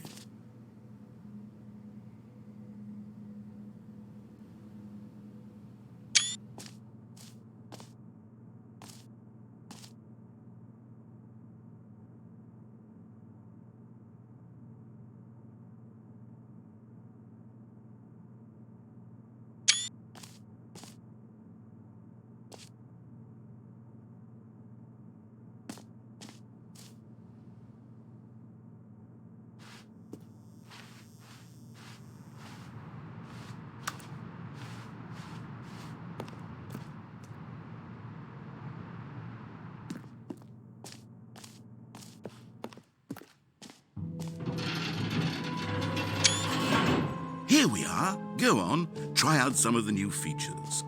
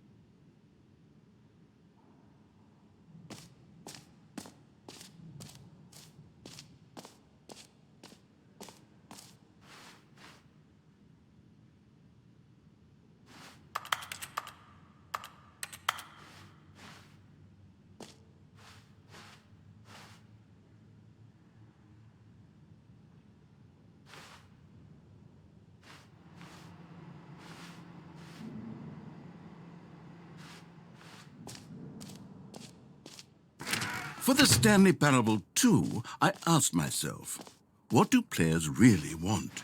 And of course, the first and most obvious answer is that they want to be individually recognized and validated as people. So with that in mind, my first addition to the game is this button which speaks the name of the person playing the game. Isn't that wonderful?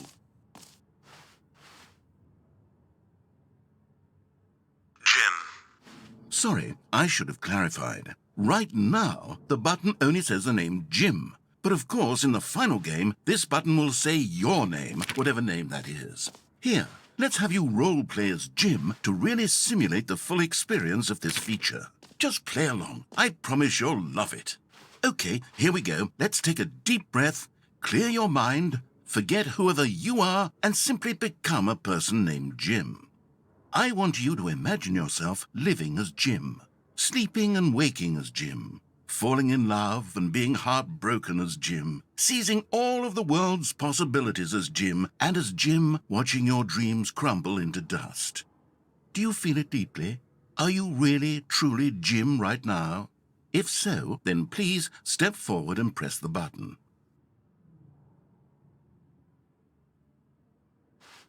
Jim. Yes! You see? What a thrill! What a rush! That was you! The button described you. Do it again. Do it again. Jim. Ooh, it hits even harder the second time. If this were the only new feature in the Stanley Parable 2, it would still be worth the money. Let's take a break from the Jim button. I'm too emotionally drained from all of this personal validation. Jim. Whoa there, cowboy. Sometimes a person can be too much Jim. Jim. I'm putting the Jim button away. Otherwise, soon you'll start to lose all sense of who you actually are. Jim.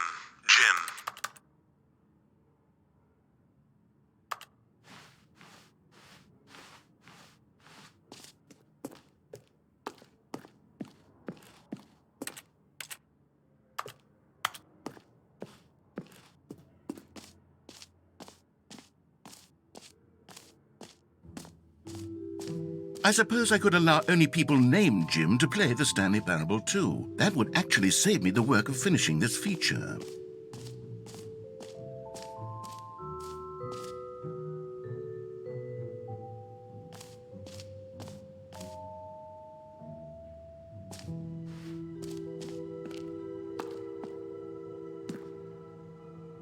A common complaint of the Stanley Parable was that it was confusing and paradoxical, that it engendered a chaotic sense of reckless despair in those who played it. Well, I'm happy to say that after much consideration, I've engineered a clever solution to this fundamental problem with the game. It's the Stanley Parable Reassurance Bucket. You see, Stanley, anytime you're holding the bucket, a sense of calm and ease will fill your mind and your heart. It's true. As long as you hold on to the bucket, the many disorienting contradictions of the Stanley parable will feel perfectly normal and perhaps even comforting. You may even come to long for the gentle embrace of jarring cognitive dissonance while the bucket is in your arms. And to be honest, it's a much more convenient solution for me than actually redesigning the game to be less uncomfortable. Can you imagine what a pain in the ass that would be? Yes, the bucket is the perfect solution. Come on, give it a try.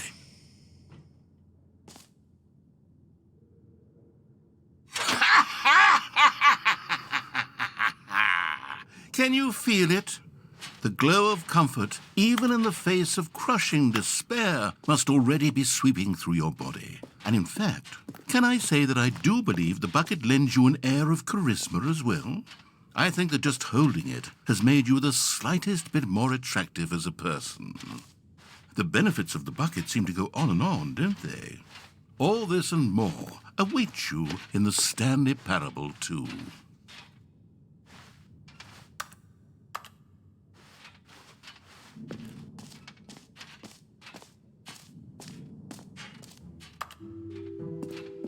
Does anyone give out awards for most enjoyable bucket in a video game? That really should be an award if it isn't already.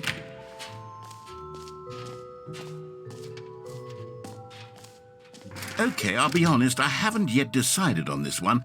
I think that in the new version, the office could use a bit of decoration, like balloons. But I'm undecided on Get Well Someday and Happy 12th Birthday. Which would you go with?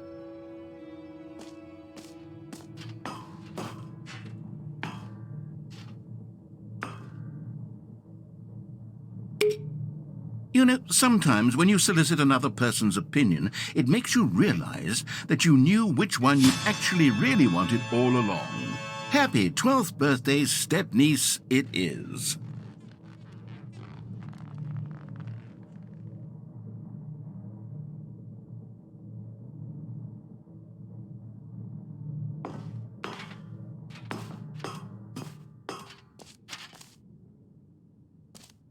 Or actually, maybe I should have gone with... No, I've made my decision. We're moving on.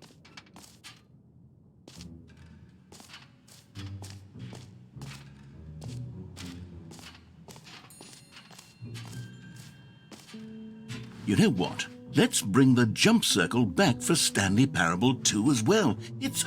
Oh, wait. You already spent all your jumps the first time we saw the jump circle? Oh well. I suppose it can just be a nice decorative piece, then.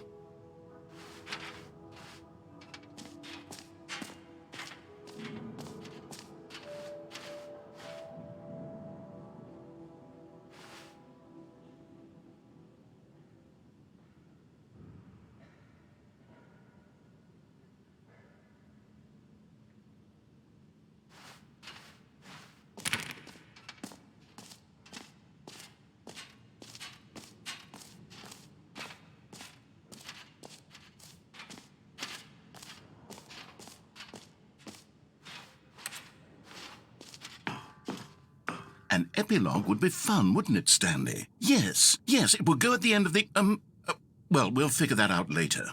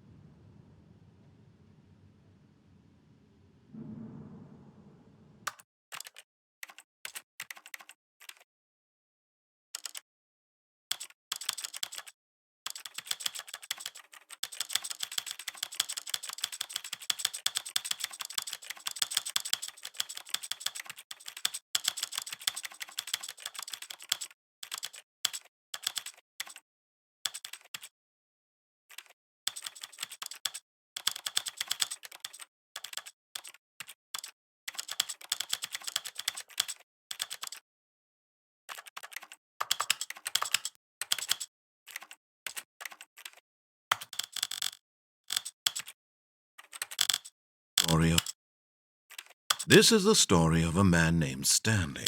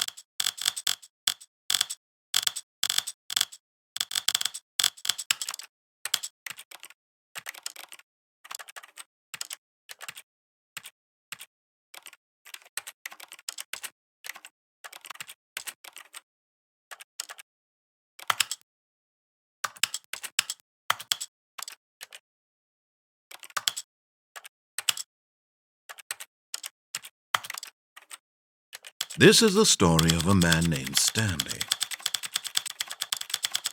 This is the story of a man named Stanley.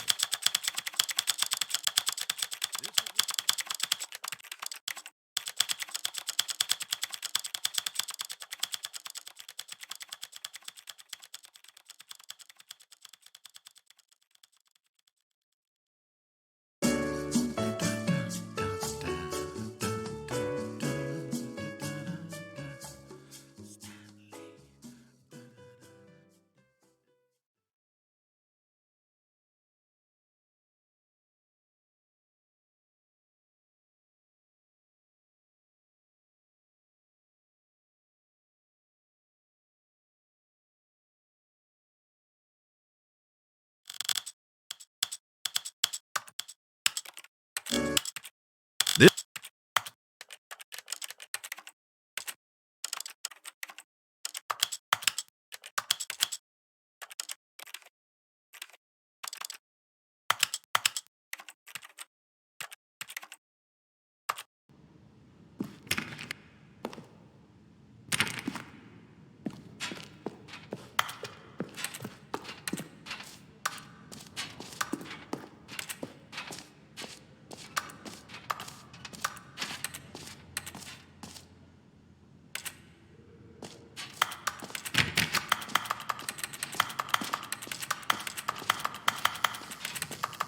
Now, here's something special. You remember that broken test achievement that got left in the game on accident? Well, I'm developing a technology to simply give you the achievement.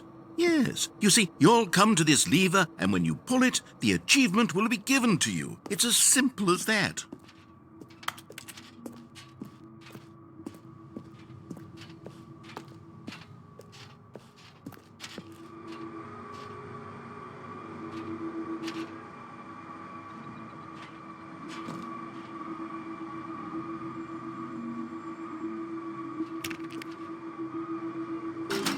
Okay, perhaps I should have clarified. This is technology that will exist. Right now, the achievement is still fully broken. I'm not a wizard, Stanley, but I guarantee it will be fixed in the sequel to at last satisfy the hordes of ravenous fans all over the world who have been uproariously demanding this feature. Gamers, we hear you, and I promise it will happen.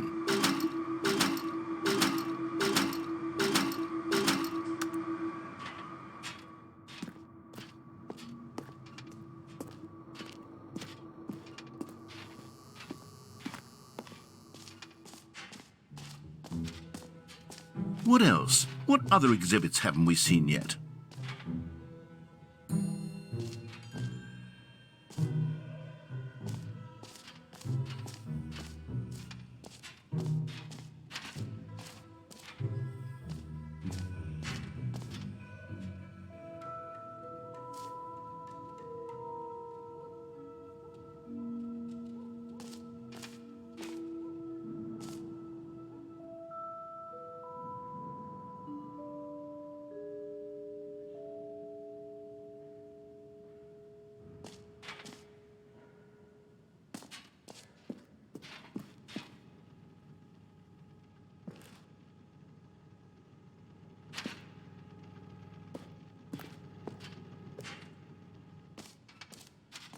Ah, collectibles.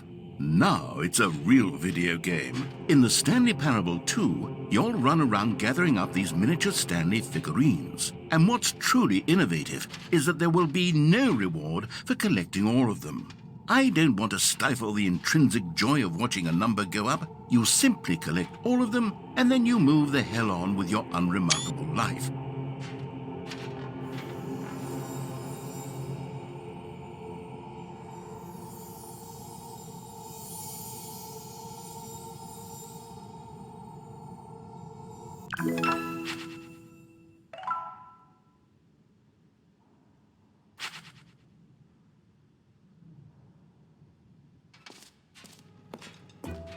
God, it really is the worst when you collect everything in a video game and then they give you a big fancy reward for it. Absolutely tragic.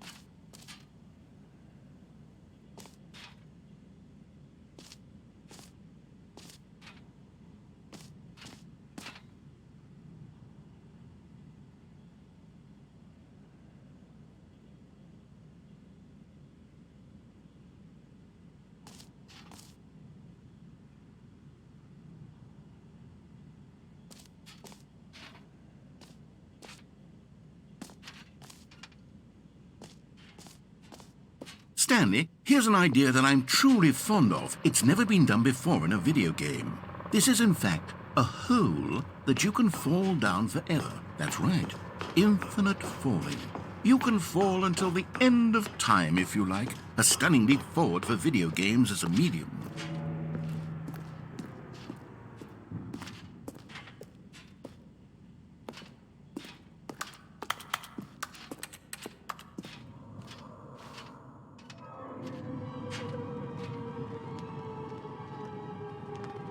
You see, isn't it wonderful? One of my more ingenious concoctions, if I do say so. Now then, since you've gotten to see the infinite hole, you can press the teleport button to pop back up to the top, and we can continue onward. Now, I don't mean to be a bummer, but I do recommend you use the teleport button to go back to the top. Maybe do it on the sooner rather than later spectrum of things.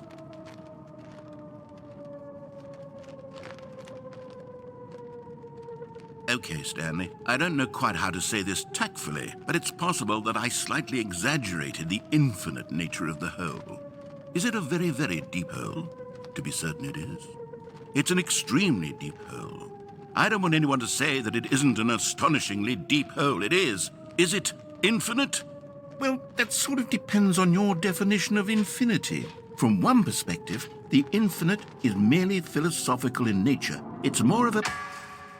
Okay, well, good for you. You found the bottom of the hole. You found me out, Stanley. I'm a liar and a cheat, and you're so clever. Look, I think the issue here is just that you're unusually fascinated by falling. What normal person actually wants to fall infinitely?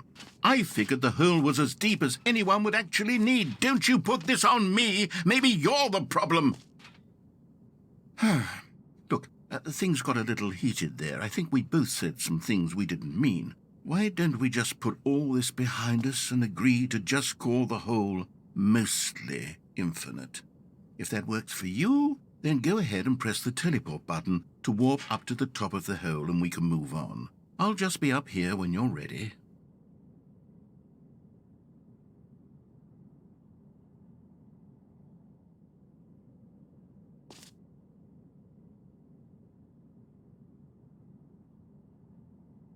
Great. Now, I'm very excited to show you even more of my ideas for the sequel. Oh, for heaven... You see, I was right. The problem is you. The problem is that you like holes too much. Not normal. A normal person would have said, yep, that's an infinite hole right there, goes on forever till the end of time. Don't need to see it all, but not you. Oh, no, no, no, no. You have a weird sort of... Oh. Did the hole seem even shorter to you this time? I couldn't help but feel like you spent a little less time in there than you did before. I mean, admittedly, I didn't make an infinite hole, but I didn't think it was that not infinite. Well, I suppose once again there's nothing to do here. If you decide you've had enough of the hole, you can hit the teleport button and come join me up above. Had enough? I'm positively thrilled. I really do have so much more to show you and to talk about. Gosh, how could I have guessed? You're back in the hole. If this starts to become a thing where... Wow. Okay. Yes. I'm starting to become extremely certain that the hole is not only not infinite, but that it's growing steadily less and less infinite. I suspect that I'm starting to hit the point where it's no longer feasible to call the hole infinitely deep, even by the lax overall standards for accountability and marketing. What's going on here? Stanley, I have no explanation for the uncertain nature of the hole's length. Here, let's try something. Let's pop back up to the top, and we'll see if it gets any shorter. Well, there it is. The shame of my lie has come to haunt me. Not only is the hole not infinite, but it's barely even a hole at this point. It's more of a concavity, or even a very aggressive divot. How is this still appealing to you? I know you're obsessed with holes, but at this depth, I just can't see this scratching the itch. Oh, who am I to judge? You just do whatever it is you're here to do and hit the teleport button when you're ready to move on. Is the, teleport button not working? You sure? Well, I mean, I really don't have an explanation. Still nothing? Well, I suppose there is one thing I can do to fix this. I'm out. Goodbye, Stanley. You couldn't bear to be away from the hole, and now you'll get more time with it than you could ever have asked for. It's a win for everyone. You get to be with the hole, I get to do literally anything else. Take care, Stanley. I hope you and the hole have a wonderful rest of eternity together.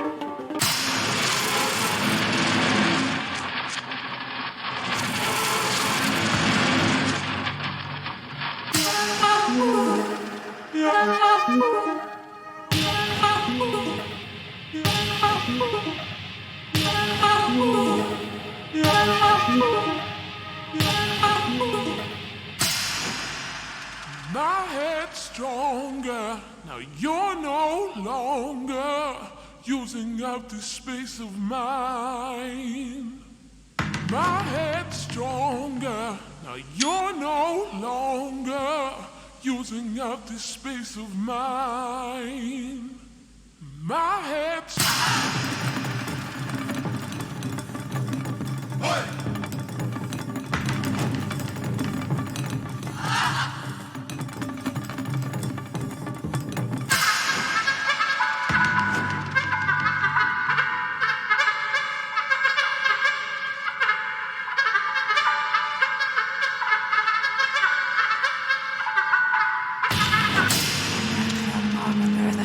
Afsluiten nu stuur dat ik stil verhuur nou die is de mout met een eerste bed in de zulp schikken echt op met er als het serpes in de schomming er veel was er heel en maar heel lezen hoe je arrived lost sterp he is a collect dus dat staan fit zie echt met ze verder with it er is no where there no daar vast no mom ja brignes is er no strips op net het neem maar met barbs no mom Snem om die vedel het men met de volveer men en nieuwste waarvan we vast rijden. Speak ik gelijk gelus nozel has nem om er net of me op zaak. Die ben nou even heen. Maar veel maar when there is die in afsluit nieuw stuurt die waar dat ik stil verweerd. Er nou hè. Die is nem nou dus een eerste bed in de zulp schikken echt op met er als het serpes in de schomming er veel was er heel en maar heel lezen. Arrived lost sterp he is a collect dus dat staan fit zie echt met ze verder with it er is no where there no daar vast no mom ja brignes is er no strips op net het neem maar met barbs no mom snem om die vedel het men met de volveer men en nieuwste waarvan we vast rijden.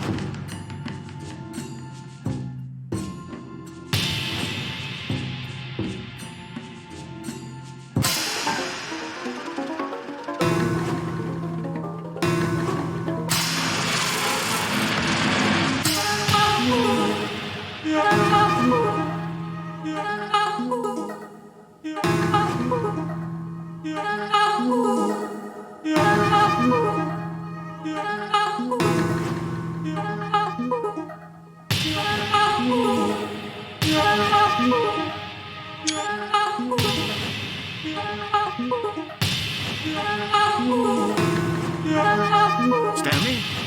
Stanley? Stanley! Oh, good, you're awake. It seems you had sort of dozed off there, drifting away into dreamland.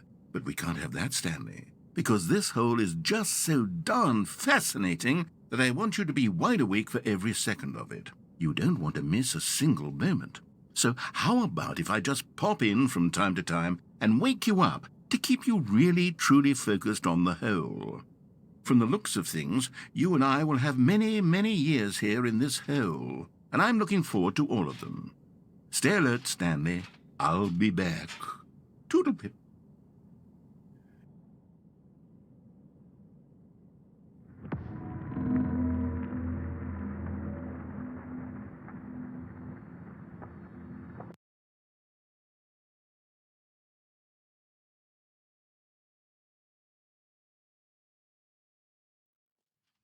Here we are. Go on, try out some of the new features.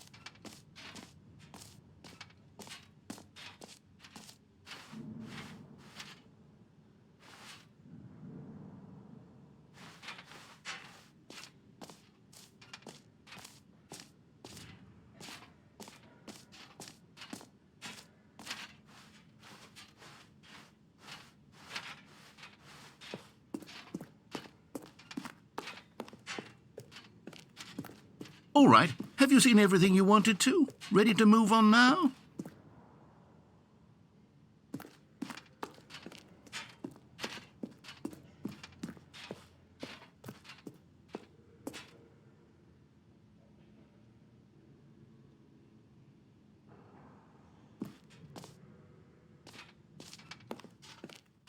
So, Stanley, what do you think? Do you like all of the new features? Yes, I know it's not exactly clear yet how exactly these features will come together as one single coherent video game, but I can feel it in my soul. It's going to work. There's definitely a good game in there somewhere. Say, let's do an experiment. I'll arrange these new features together, and we'll see whether or not it coheres into a meaningful gameplay experience. Okay. Are you ready? Here it is. I give you the Stanley Parable 2.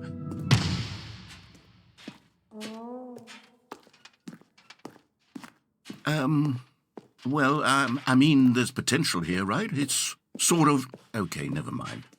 Hold on. Let me do a different arrangement. Okay, yes, this is much better. I feel good about this. Here we go. Version 2. Who am I kidding, Stanley? This isn't a coherent video game at all. It's a lot of gags. And I do very much enjoy creating gags, but they don't add up to anything. I wanted more than anything to create a sequel that would capture all the magic of the first game. I wanted fans to love it. No matter how good these gags are, they won't stand on their own. They would need the structure and the gameplay of the original. Wait, maybe that's it. I can take the original Stanley Parable and simply, well, insert a few of my new features into it. Tastefully, of course. With respect. With care for the vision and integrity of the original game. Would it possibly work? I suppose it could. But it would need a really, really tremendous title screen. A title screen that says with bold and uncompromising conviction, "This is the Stanley Parable 2. Let me see if I can whip something up. All right, perfect. Go ahead. Take a look.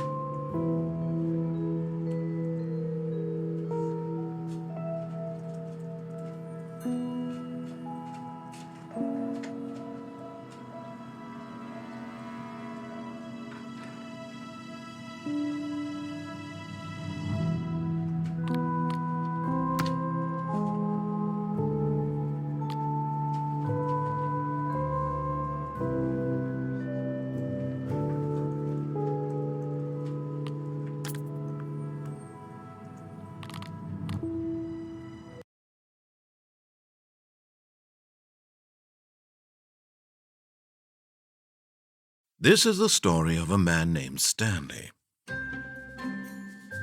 Stanley worked for a company in a big building where he was employee number 427. Employee number 427's job was simple.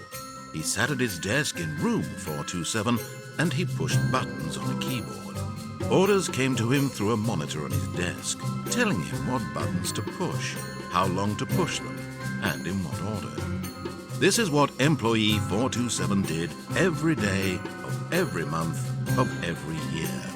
And although others might have considered it soul-rending, Stanley relished every moment that the orders came in, as though he had been made exactly for this job. And Stanley was happy. And then one day, something very peculiar happened. Something that would forever change Stanley. Something he would never quite forget.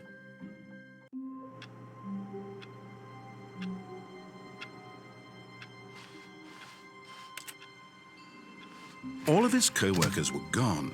What could it mean? Oh, please. Are you really just doing this for the achievement? Click a door 5 times. Is that all that you think an achievement is worth? No. I can't just give these merits away for such little effort. A measly 5 clicks. Now suppose you were to click the door 20 times. I would say that's the kind of effort that warrants recognition. At first, Stanley assumed he'd broken the map.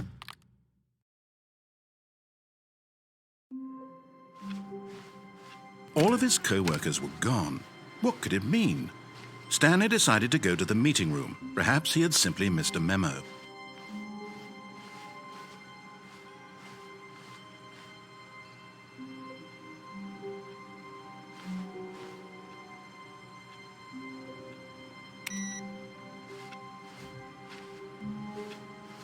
Stanley felt the bucket calling to him, begging him to pick it up. Why was he not doing it?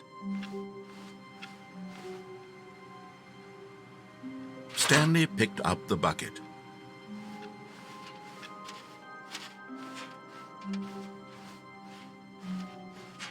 Stanley clutched the bucket tightly to his chest and entered the door on his left. This was not the correct way to the meeting room, but Stanley had felt the bucket calling to him, telling him that the employee lounge was simply the place to be.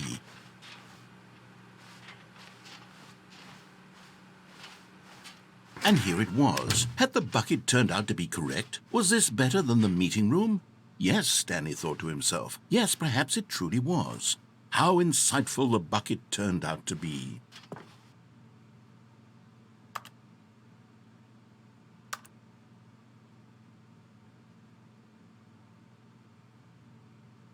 Truly, being here with the bucket was a grand adventure. Stanley reflected on all they'd been through together. First, walking through the door on the right, then walking to the lounge, then arriving at the lounge. What a thrilling journey the bucket had inspired.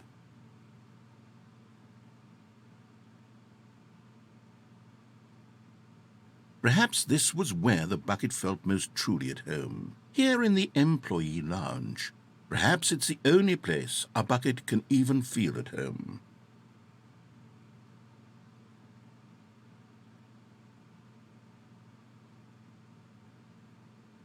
Stanley decided to just give the bucket absolutely as much time as it needed to be in the lounge. Clearly, the bucket and the employee lounge shared a special connection.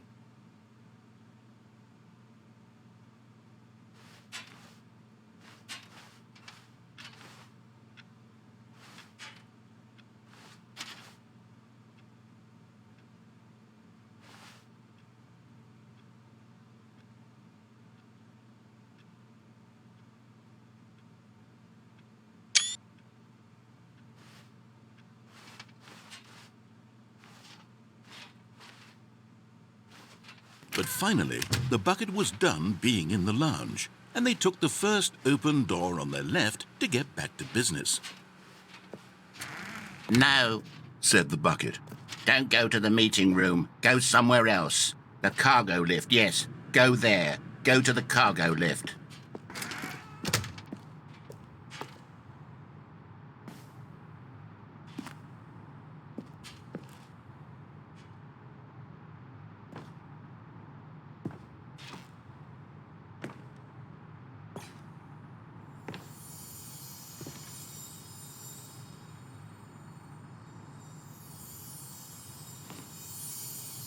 You found one of them. One of the miniature Stanley figurines. Remember, no reward for collecting all of these, only the intrinsic pleasure of a job well done. You can't buy that sort of happiness, Stanley. God knows I've tried. So, I implore you to savor each and every moment you come across one of these beautiful figurines. But Stanley feared that any path he walked might lead to the separation of himself and the bucket, his dearest friend. So he threw himself to his death, that they might die in one another's arms. How deeply touching.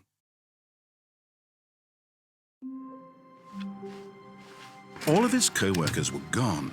What could it mean? Stanley decided to go to the meeting room. Perhaps he had simply missed a memo. Stanley lifted the bucket into his arms, and a wave of comfort rushed over him.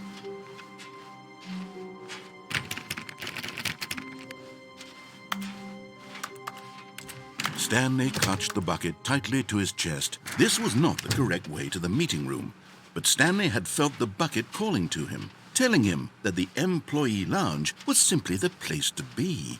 And here it was. Had the bucket turned out to be correct? Was this better than the meeting room? Yes, Stanley thought to himself. Yes, perhaps it truly was.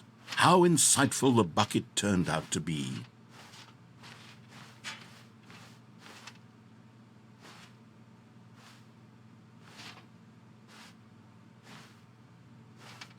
Truly, being here with the bucket was a grand adventure. No, never mind. The bucket was wrong. Stanley took the door on his left to go back to the meeting room. No, Said the bucket. don't go to the meeting room. Go somewhere else. The cargo lift, yes. Go there. Go to the cargo lift.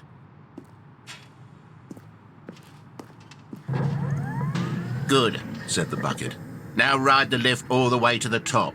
There's something up there I need you to do. Stanley did not question why or how this bucket was speaking to him. It should have alarmed him, of course, because buckets can't talk. But Stanley chose not to think about this obvious fact. He was firmly convinced that the bucket had spoken to him, and he unthinkingly did whatever the bucket asked.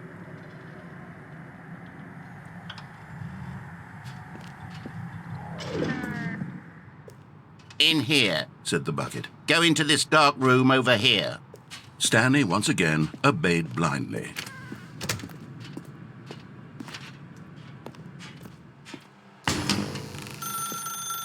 Now pick up the phone, said the bucket. Whoa, hold on. Why did you unplug the phone? Were you trying to resist the bucket's orders? Stanley, I was joking. Obviously, the bucket isn't talking to you and telling you to do things. Buckets can't talk. It was a joke. Don't you get the joke? It's funny, Stanley. A talking bucket. Can't you see? Oh, goodness. I must have really bungled up the delivery if you actually took me seriously. Where did I mess up the joke? Should I have paused for longer or spoken quicker? Comedic timing is so difficult. I wish I were better at it. But there isn't exactly an instructional video on comedy that one can watch to fully... Oh, wait, yes, there is. It's sitting right here. Let's take a look. What is comedic timing? What is comedic timing? How does it work? How long should it last? How can it be used to effectively silence your political enemies? And more importantly, can it be taught in its entirety within 90 seconds? Thankfully, the answer to all of these questions is yes. Let's dive deeper. If you've ever told a joke or made someone laugh, in all likelihood, you did it while standing 50 to 80 centimeters from them in a room of no more than 76 degrees Fahrenheit, with one of your arms raised straight upward at a 15-degree angle from your body. These are the optimal conditions for good comedic timing. To begin the joke, start by stating and spelling your name. Next, provide a brief synopsis of the joke, including the specific times at which the recipient of the joke will laugh, and then spell out your name a second time. With these steps complete, it's time to begin the humor. Speak the entire joke in no more than 18 seconds and no less than 13 and a half. Pausing only for bathroom breaks when necessary. When the joke has concluded, it is customary to inform your listener that the joke is over by declaring in your loudest possible voice, "I'm Dunny with the funny." Let's practice screaming, "I'm Dunny with the funny" now.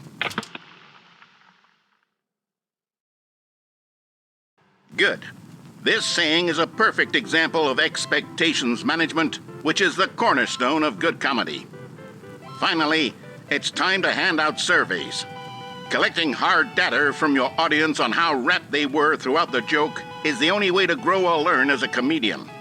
An effective survey should be no less than 10 pages long and should include the same question reprinted several times, just to ensure the survey taker is actually paying attention and not simply filling in answers at random. And that's all there is.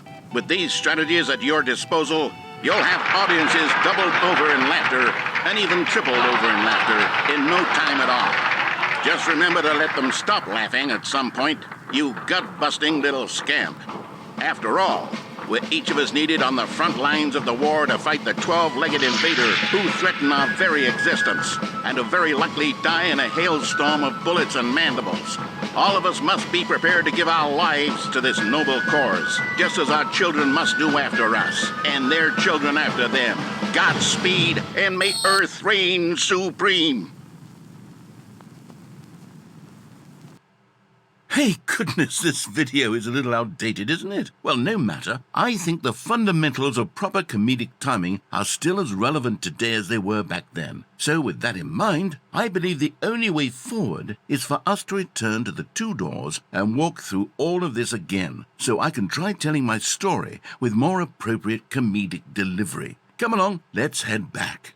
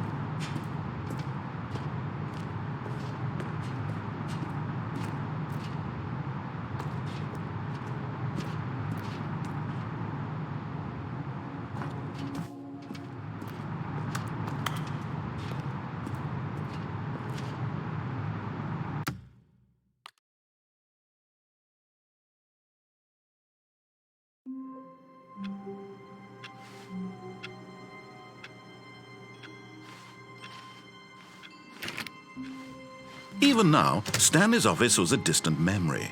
What did it look like? There was a computer, perhaps, and a painting. Was it a painting or a photo?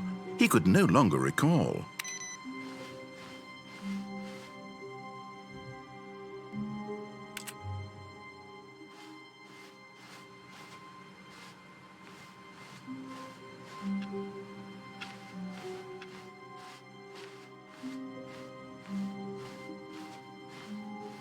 When Stanley came to a set of 2 open doors, he entered the door on his left.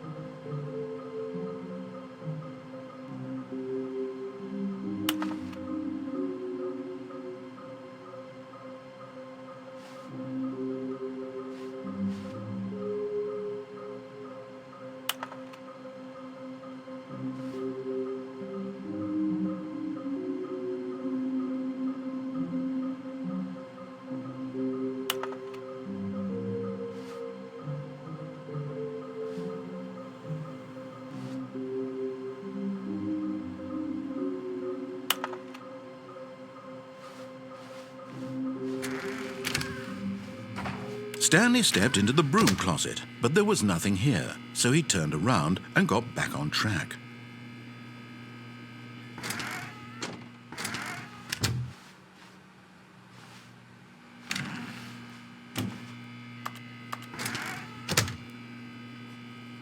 There was nothing here. No choice to make, no path to follow, just an empty broom closet. No reason to still be here.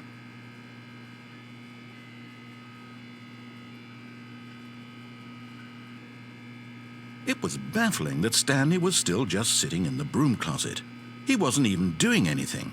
At least if there was something to interact with, he'd be justified in some way. As it is, he's literally just standing there doing sweet FA.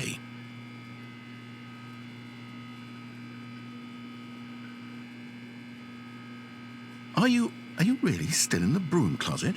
Standing around doing nothing? Why?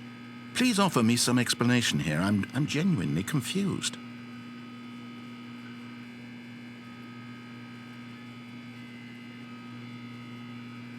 You do realize there's no choice or anything in here, right? If I'd said Stanley walked past the broom closet, at least you would have had a reason for exploring it to find out. But it didn't even occur to me because literally this closet is of absolutely no significance to the story whatsoever. I never would have thought to mention it.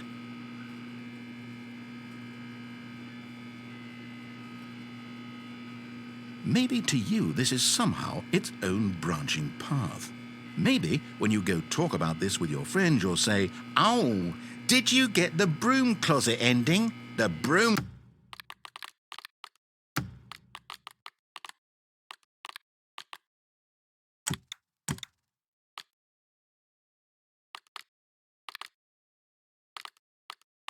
closet ending was my favorite."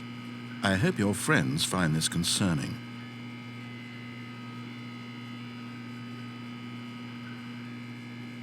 Stanley was fat and ugly and really stupid. He probably only got the job because of a family connection. That's how stupid he is. That or with drug money. Also, Stanley is addicted to drugs and hookers.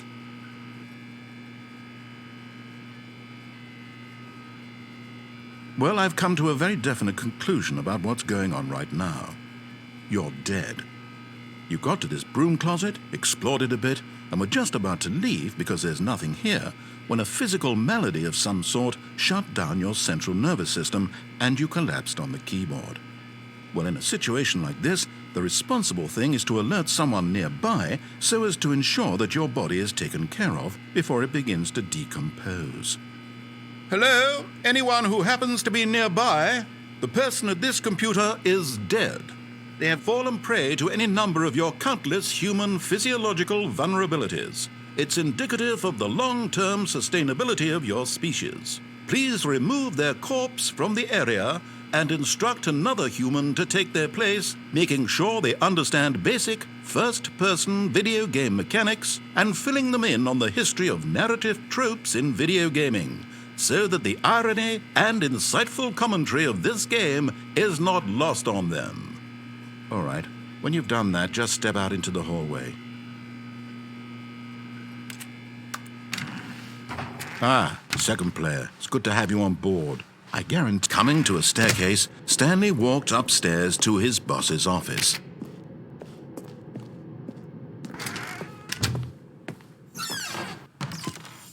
Another miniature Stanley figurine. This, there really must be a snappier name for these things. What about mini-stands? Stanley figs? What about Stanlerines? Yes, I think I like that. Another Stanlerine under your belt.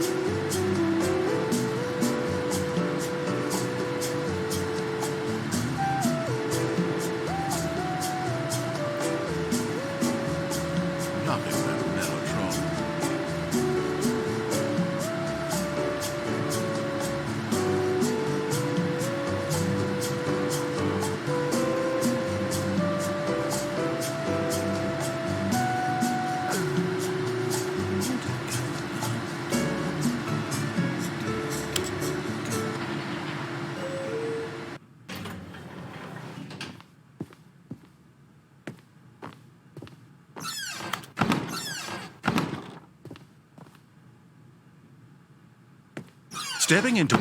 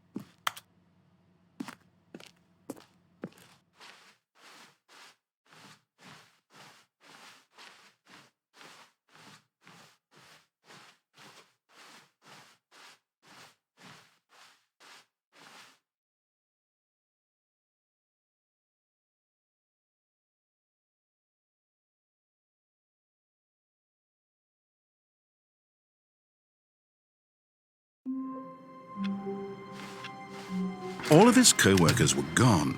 What could it mean? Stanley decided to go to the meeting room. Perhaps he had simply missed a memo.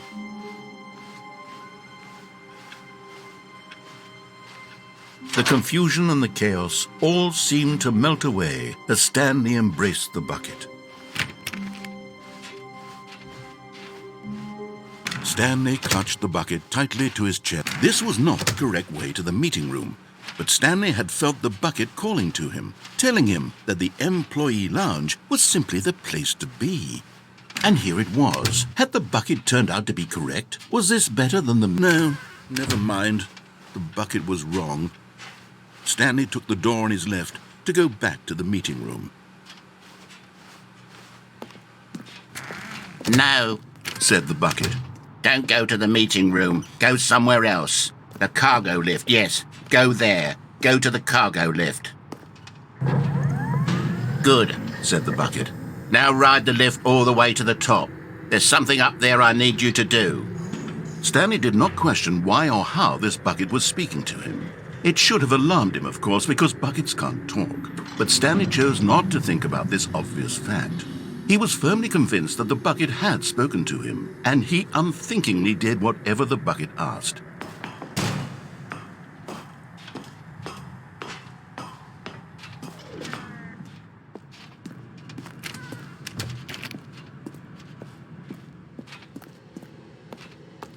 No, stop. Look there on the wall, you see? There's a sign right there. It says, "No buckets past this point." Stanley, how could you think it was okay to bring the bucket here? Unless, what if the problem is that you actually don't know what is a bucket and what isn't a bucket? I suppose that would explain a lot about your behavior up to this point. Which, if that's true, well, my goodness, I think we have to do something about it. This misunderstanding could have dire consequences on the entire rest of the game if not addressed quickly and properly. So much of the impact of the story is dependent on your understanding of what is and isn't a bucket. Please, step in here for a moment.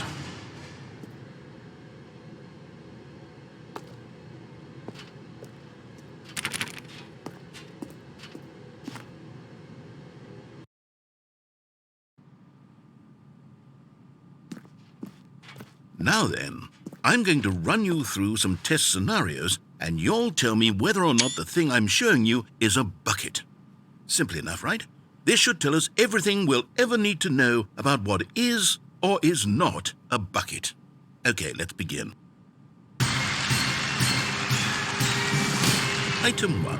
Is this a bucket?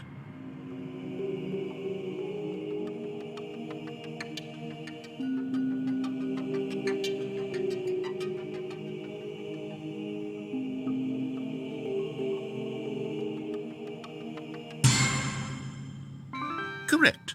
It is a hologram of a bucket, not an actual bucket.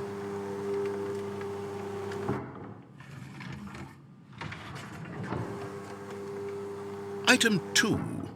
Is this a bucket? Correct. It is a 3D printed recreation of a bucket, not an actual bucket.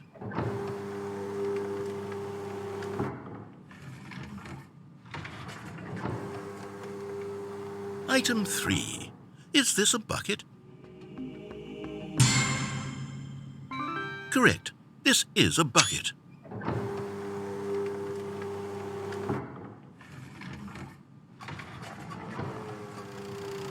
Item 4. Is this a bucket?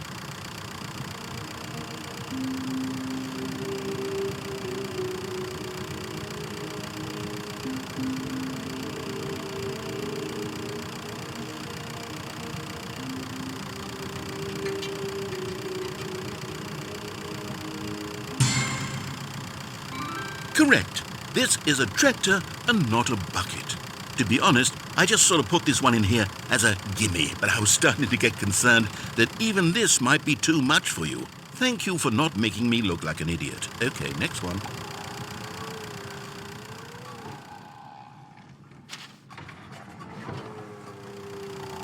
Is this a bucket? Incorrect. This is a bucket.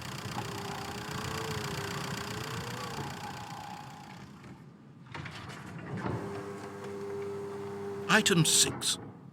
Is this a bucket? Trick question. Both. Gotcha.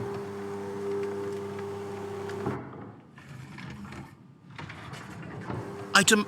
Wait, hold on. I can't find the next one. Let me see. It should be around here somewhere.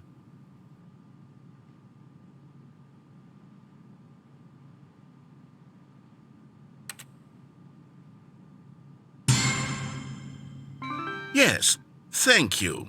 There's nothing here. Of course it isn't a bucket.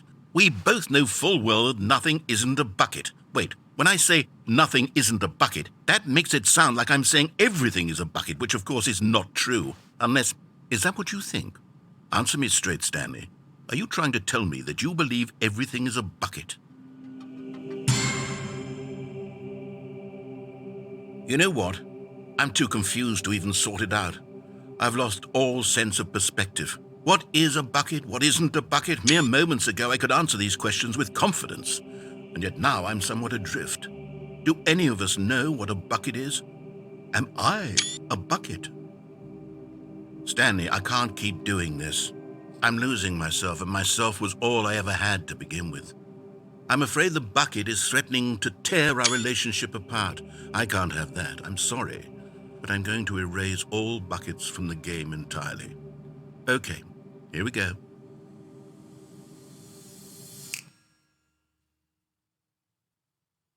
What happened? Is everything gone? Why did everything disappear? Wait, was everything a bucket? Every single thing in the game was a bucket. Oh my God, I had no idea. How could... except me. I'm not a bucket after all. And you, Stanley, you're still here. You're not a bucket either. Oh, this is wonderful news. We're not buckets. Yes, I actually feel much more at ease right now. It's delightful to get some clarity on that issue, but it doesn't change the fact that we haven't got a game. So, tell you what, I'll reset everything and we'll put back all of the buckets, okay? And we'll know that it's all a bucket. But if you run into anyone else, maybe don't mention that. Who knows what that information might do to a person? All right, here we go.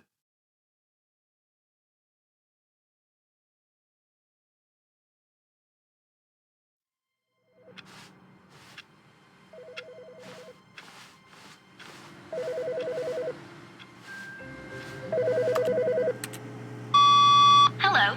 This is a recorded message scheduled either by you or a person in your place of work. The purpose of this message is to warn you about the dangers of recorded messages. If at any time you believe you are listening to a recorded message, please terminate it immediately and cease all flow of information from the recorded message into your perceptual sphere. Thank you, and have a pleasant day.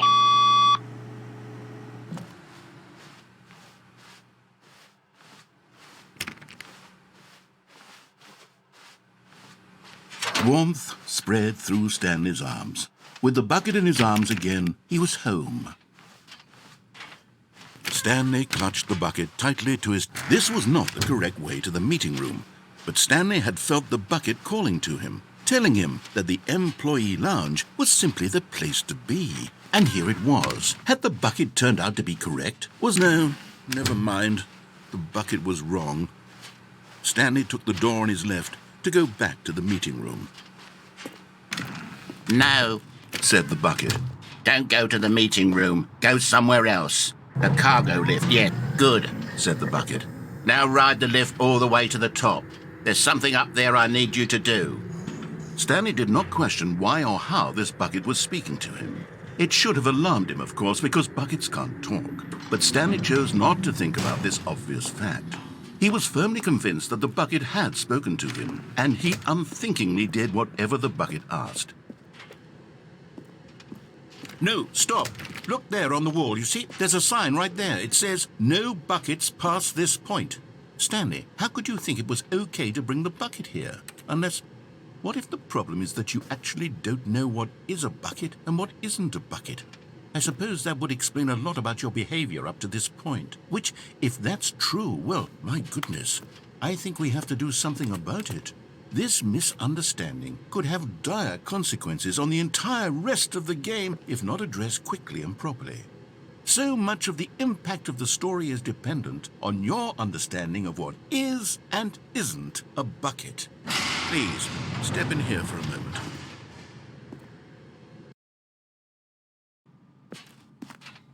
Now then, I'm going to run you through some test scenarios, and you'll tell me whether or not the thing I'm showing you is a bucket. Simple enough, right? This should tell us everything we'll ever need to know about what is or is not a bucket. Okay, let's begin. Item 1. Is this a bucket? Correct. It is a hologram of a bucket, not an actual bucket.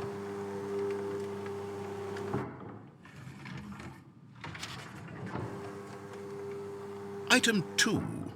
Is this a bucket? Correct. It is a 3D printed recreation of a bucket, not an actual bucket.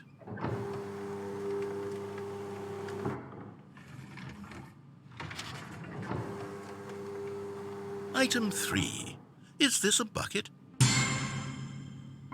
Correct. This is a bucket.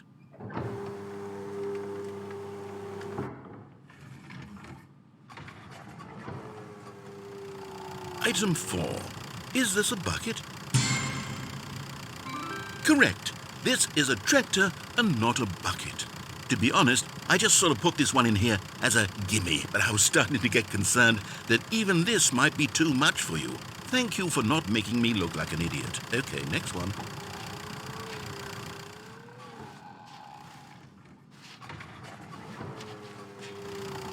Is this a bucket? Correct. This is a bucket.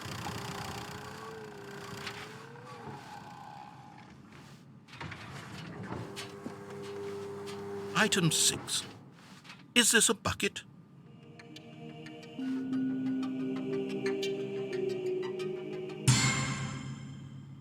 Trick question. Both. Gotcha.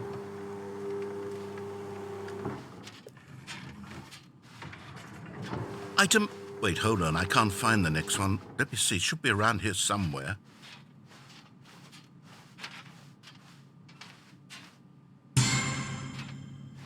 Yes. Thank you. There's nothing here. Of course it isn't a bucket. We both know full well that nothing isn't a bucket. Wait, when I say nothing isn't a bucket, that makes it sound like I'm saying everything is a bucket, which of course is not true. Unless... Is that what you think? Answer me straight, Stanley. Are you trying to tell me that you believe everything is a bucket?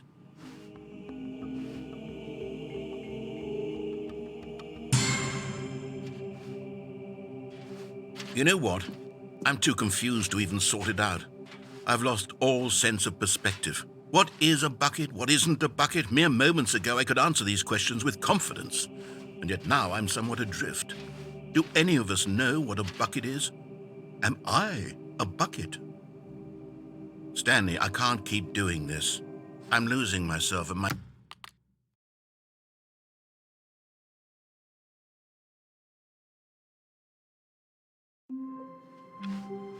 All of his co-workers were gone. What could it mean? Stanley decided to go to the meeting room. Perhaps he had simply missed a memo.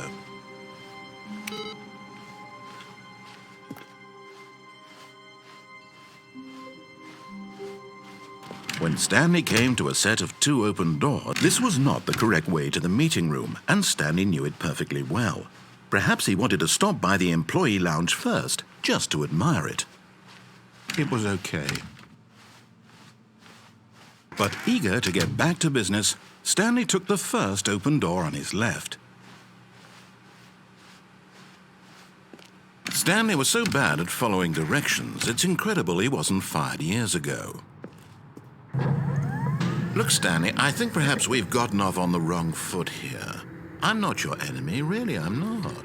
I realize that investing your trust in someone else can be difficult, but the fact is that the story has been about nothing but you. What? Really?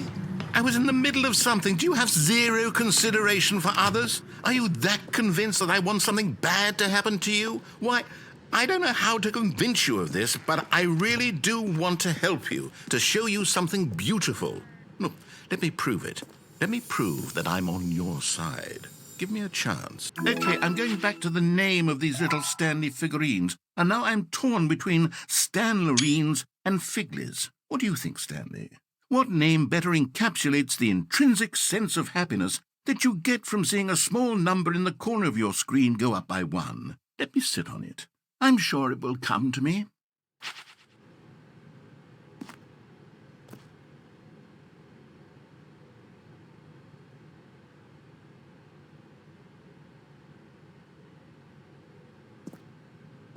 Now listen carefully, this is important.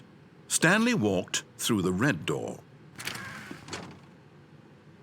Oh, thank God you are willing to listen to me.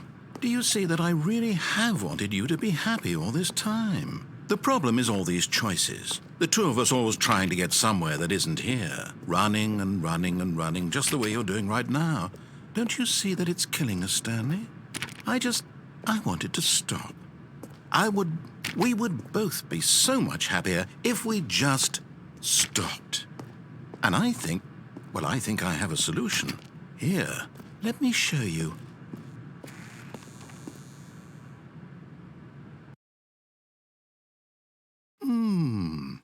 What do we want? What are we looking for? Here. Yes. Oh, it's beautiful, isn't it? If we just stay right here, right in this moment with this place, No, wait. Where are you going?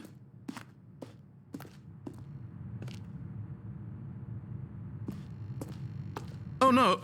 Stay away from those stairs. If you hurt yourself, if you die, the game will reset. We'll lose all of this. Please, no, Stanley, let me stay here. Don't take this from me. Please, Stanley, think about what you're doing.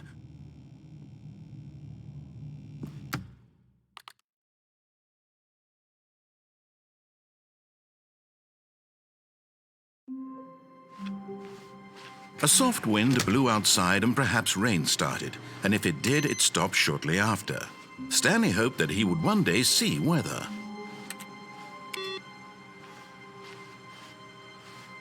Stanley picked up the bucket and smiled.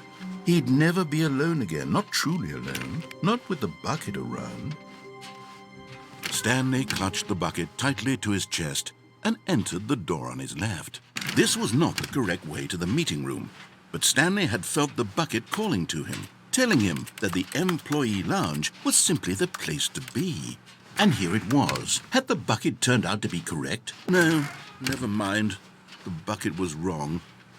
Stanley took the door on his left to go back to the meeting room. No, Said the bucket. don't go to the meeting room. Go somewhere else. The cargo lift, yes. Go there. Go to the cargo lift.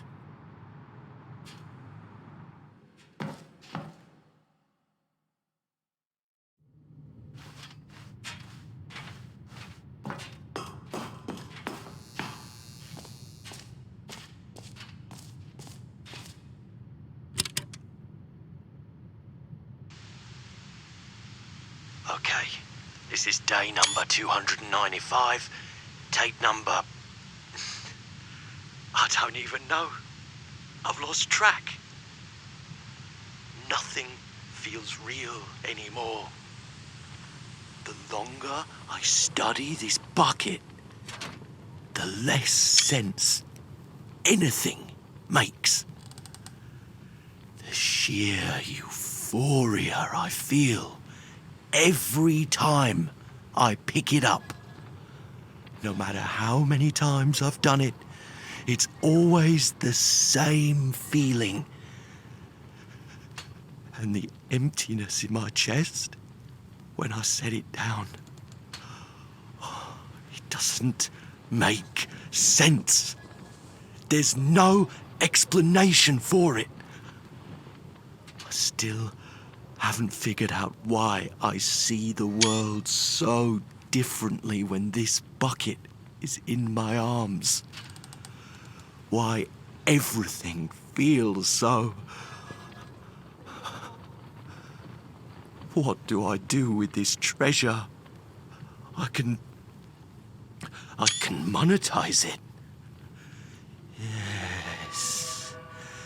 It's unthinkable the amounts of money people will pay for even just an hour with the bucket.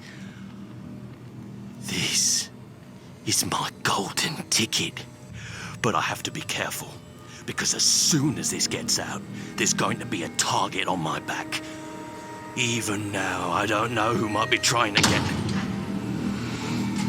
What's that? Who's there?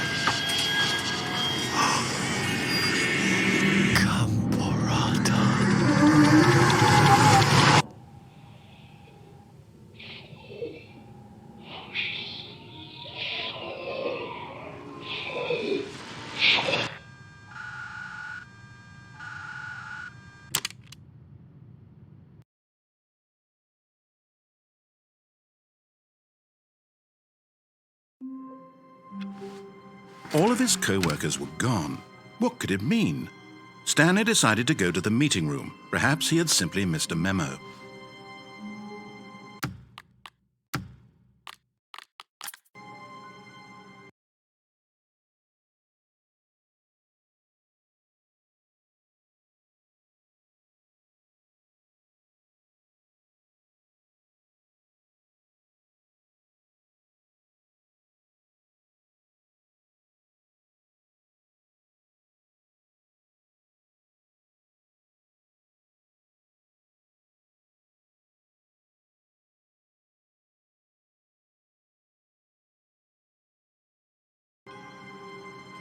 The good old bucket. Just Stanley and the bucket, off on another thrilling adventure together.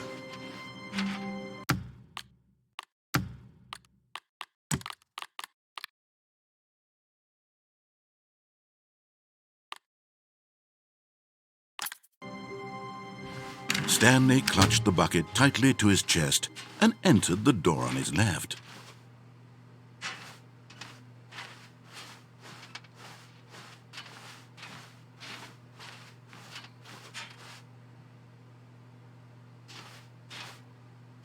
This was not the correct way to the meeting room, but Stanley had felt the bucket calling to him, telling him that the employee lounge was simply the place to be. And here it was. Had the bucket turned out to be correct? Well, no, never mind. The bucket was wrong. Stanley took the door on his left to go back to the meeting, and so the two of them detoured through the maintenance section and walked straight ahead to the opposite door.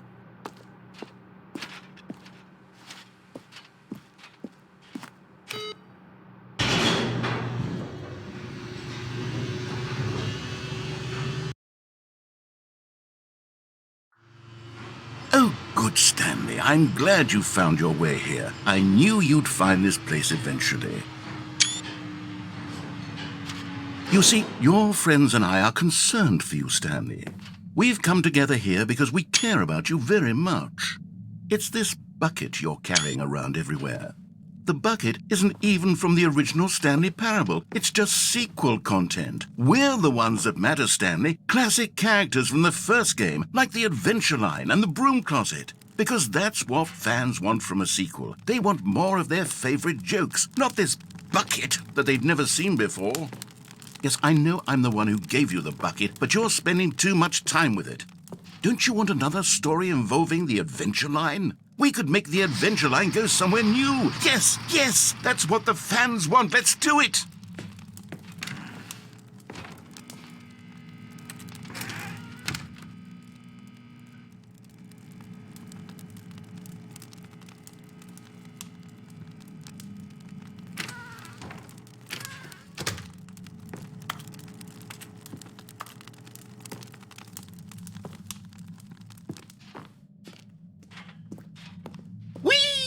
Look at that wacky line. Who knows where it'll go off to next? Oh, and it played some silly music as well.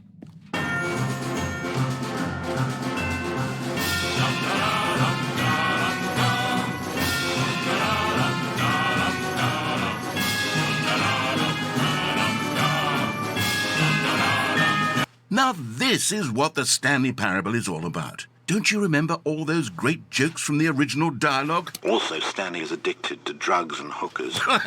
Yes, it's as classic now as it was back then. Let's do it for the fans, Stanley. Let's give them more content exactly like this. But if we want to do that, you're going to have to give something up.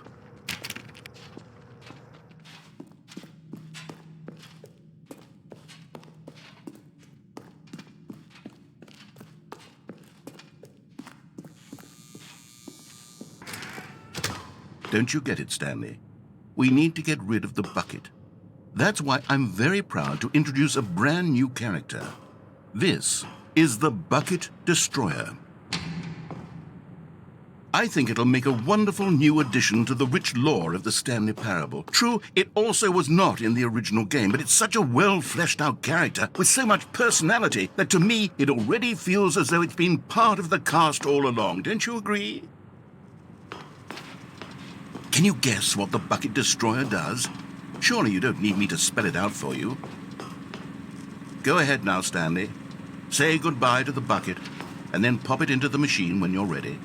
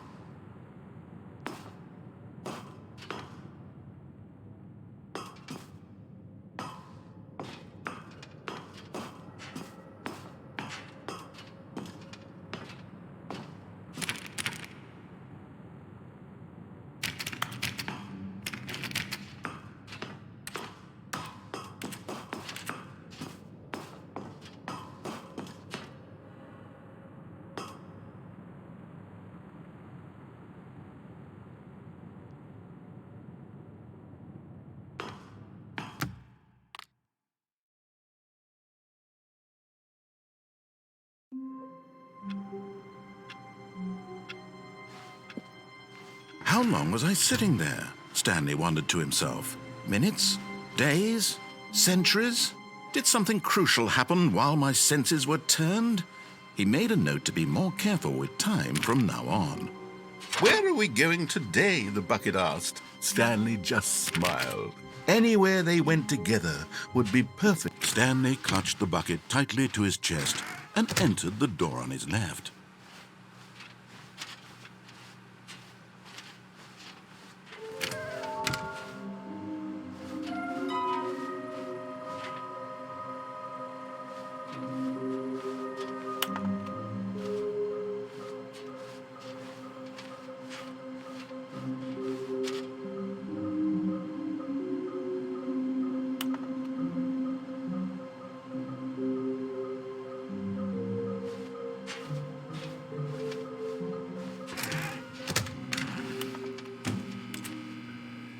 Oh, Stanley, can you feel it?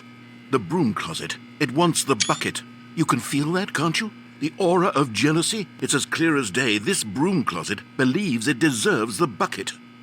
I can really feel it now. It's a bucket. It belongs in a broom closet. That's what the broom closet is trying to say here. It's supposed to go with the other cleaning supplies. Good for you, Stanley. Don't give in. Don't hand over the bucket. I know how hard it must be, given the pressure that the broom closet is putting on your shoulders right now, but you have to be strong. This is your bucket. This is your companion and lifelong friend. You can't hand it over. Oh, no. We're getting into name-calling now, it seems. Is this how low the broom closet has sunk, that it has to resort to this stream of petty insults simply in order to get you to hand over the bucket? Stanley, I never liked this broom closet for a variety of reasons, but even this is worse than I had imagined. And wait. Now the broom closet has the gall to imply that you and the bucket are not truly deep and lasting friends, that your relationship is purely superficial and convenient, that your life is so banal and meaningless that you'd feel the same sort of kinship towards any inanimate object which happened to lay in your path in an even partially enticing manner. Well, I never. Go on, Stanley. Lay into it. Really tell the broom closet off for its demeaning comments. Expand on the wide variety of experiences you and the bucket have shared together. Go through each of them point by point. Share your journal entries detailing the rich emotional landscape of your feelings for the bucket as they have changed and evolved over the years. Let him have it.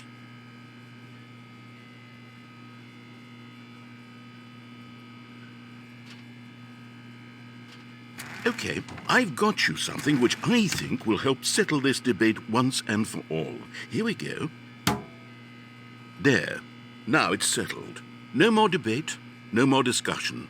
Take a hike, broom closet, with all your meandering philosophical diatribes about the nature of cleaning supplies and their relationship to broom closets in the natural order of things.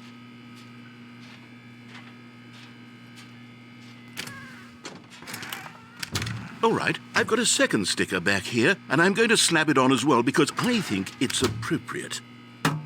You see? I feel that it works because the sticker is also a bucket.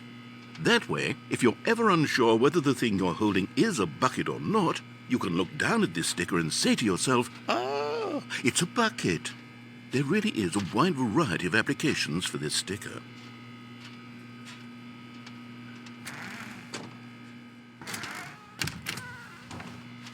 You know what? I could take the name-calling and the dismissal of your kinship with the bucket, but now the broom closet is just giving us the silent treatment. And to be honest, I'm sick of the pettiness on display. You can stay here all you like, but I've had it with this impetulant room of cleaning supplies. Easily the most childish such room I've ever been in. I'll see you outside, and we can get on with the story about you and your bucket.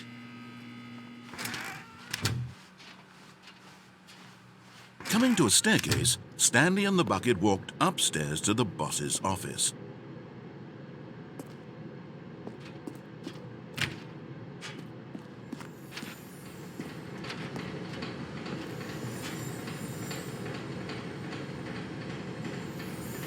You're getting close now, Stanley. You've nearly gotten all of the Figler and Marines. Very soon, you'll collect the last one. And then the first number will equal the second number, and that will be it. We'll be different people by then. Different in the sense that we used to have none of them, and now we have them all. You can't go back to when you had no Figler and Lorines. None of us can.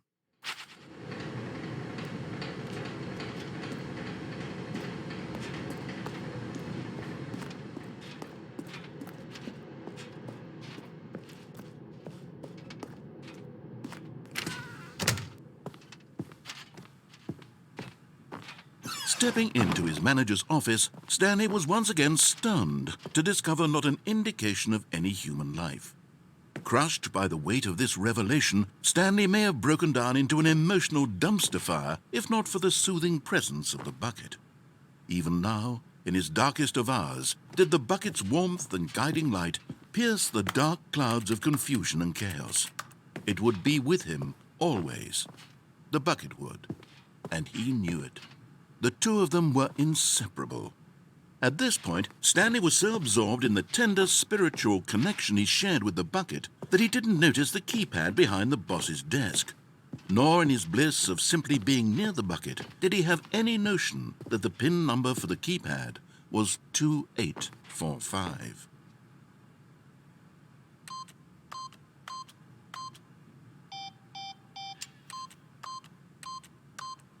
Eight. Stanley just sat around twiddling his thumbs. Trying to input anything on the device was useless, since he could never possibly know that the combination was 2845.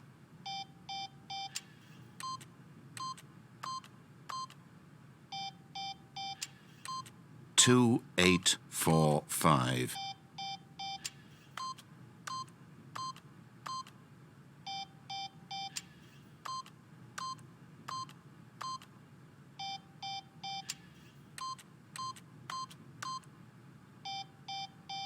Forgot, but it turns out that the panel's emergency override kicked in, and the door just opened all by itself, and Stanley got the hell along with the story.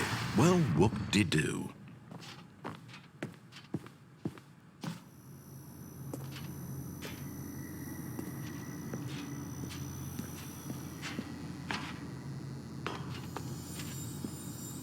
And there it is, the last Stiggly Wiggly. Savor this moment, Stanley. This is a real accomplishment. This is doing something just for the sake of doing it. Where so many people expect to be rewarded for the most trivial achievements, you've insisted that a job well done is its own reward. I would tell you that I'm proud of you for collecting them all, but that would be like a reward, and we can't have that. So, instead I'll just say, it's done. We're all done here. And now we can go to whatever the hell you were doing before you hunted for figurines.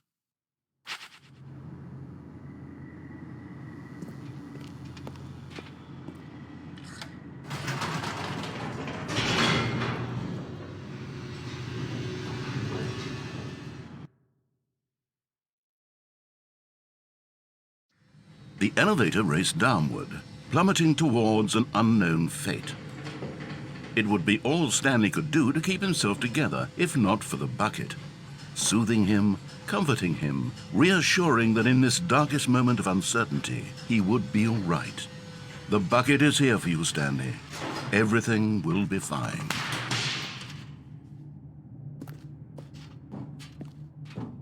Stanley and the bucket walked straight ahead through the large door that read, Mind Control Facility.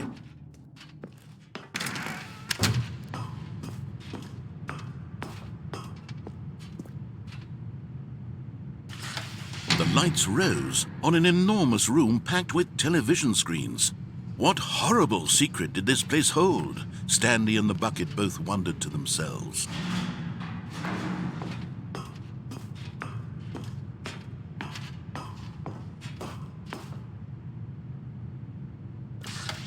The monitors jumped to life, and Stanley nearly dropped the bucket in shock. Everyone in the office was being videotaped, monitored like guinea pigs. The bucket had never seen anything like this, and it very nearly burst into tears as Stanley cradled it gently, reassuring it that everything would... But just as Stanley was about to proceed further into the mind control facility, he tripped and fell over the railing and into the dark void below. Thankfully, he fell directly onto the bucket, which safely cushioned his fall. Now, what to do next, Stanley wondered. Stanley and the bucket could find no way out of this enormous pit, and so eventually they decided that the best thing to do would be to simply get comfortable down here. So they set up a little couch and relaxed. It really wasn't so bad down here, a bit cold perhaps. After some time had gone by, they installed a few shelves as well, and a sort of kitchenette that was useful for when the bucket was craving paninis. But it wasn't until the rugs and the standing lamps came in that it really started to feel like a home. In fact, after some time, Stanley realized that it had been ages since he had even thought of the mind control facility at all. He'd never gotten to fully explore what was up there, never been able to unearth the many mysteries of the mind control facility. This lack of closure began to eat at him. Soon he was dwelling on his regrets, and the state of their home slowly decayed as Stanley became withdrawn and neglected the cleaning. It unsettled the bucket deeply. Stanley wasn't usually like this. The bucket tried to reach out to him again and again, but to no avail. All Stanley could think about, all he could talk about, was going back, doing it over again, staying on the path.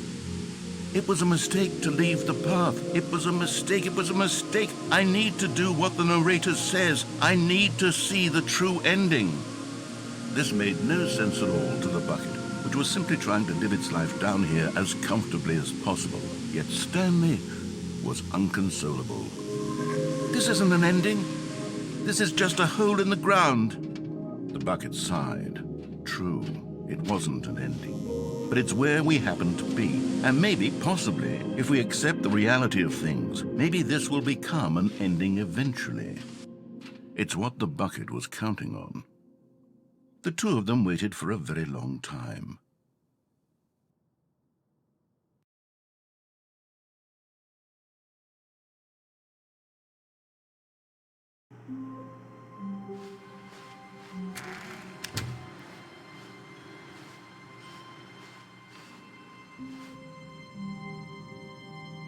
Stanley, I'm sorry, but I have to put a pause on things. It's those figurines, those figglers. I haven't stopped thinking about them since you nabbed every last one. Wasn't it just the most intrinsically fulfilling moment of your entire life? Didn't it fill you to the brim with inner richness? Yes, I know we're supposed to be telling a story, but won't you please indulge me with one more trip back to the memory zone? I would love nothing more than to revisit the figurines. Just one more time.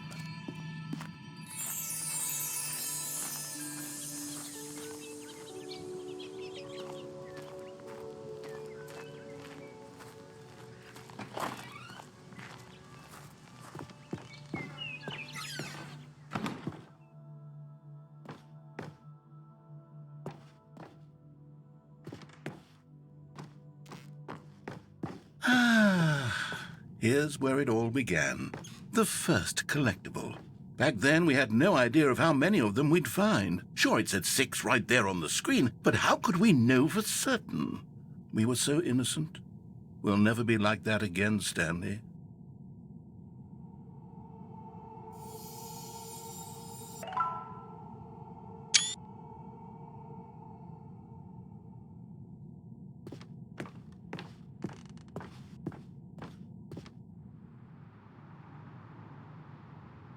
And here was a second Stanlerine.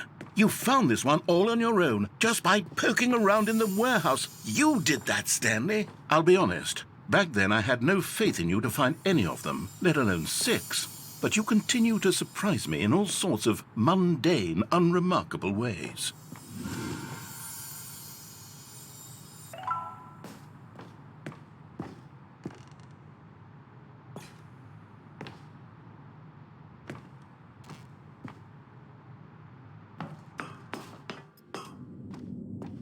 Okay, let's do a little quiz. Which of these rooms was the room you found your third mini Stan? Can you remember?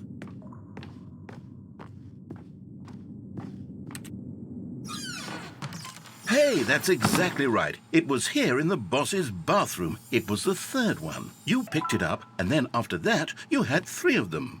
I'm glad these moments are so crystal clear in your memory, but I shouldn't be surprised. After all, science tells us that it's impossible to forget your third time doing anything. Let's see, what came next?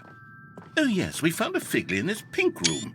Oh, well, I can't actually say I remember being in this room, but it's here in the memory zone, so it must have happened.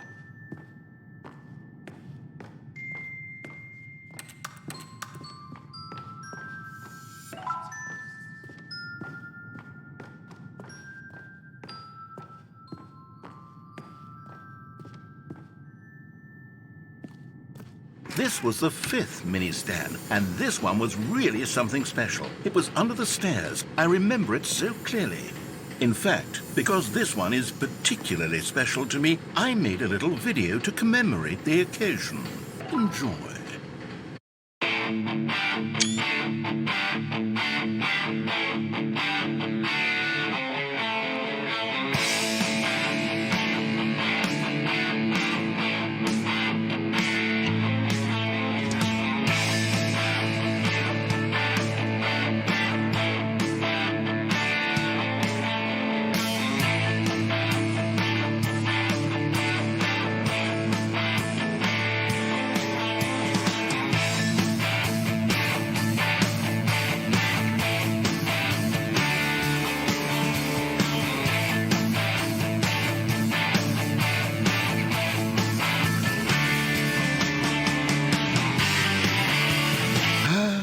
Takes you back, doesn't it? I spent a lot of time making that video, but it was 8 minutes I wouldn't have spent on anything else.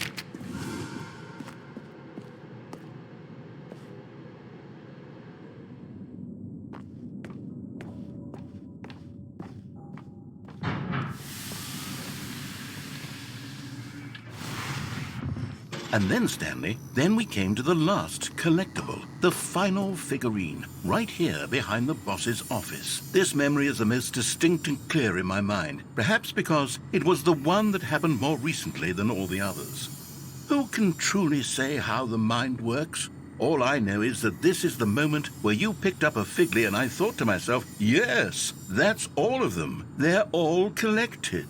It was a moment unlike any other. Except for the other moments picking up figurines, which it was exactly like.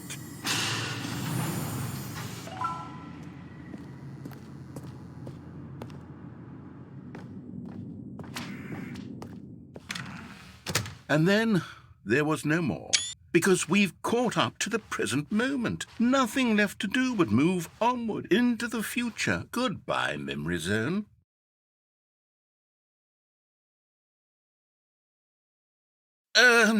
No, I'm not done. I'm not ready to move on. Stop the loading screen. Isn't there some way we can stay here, keep enjoying these figurines? Let's just go backwards. We'll do the memory zone again from the opposite direction. See how that feels.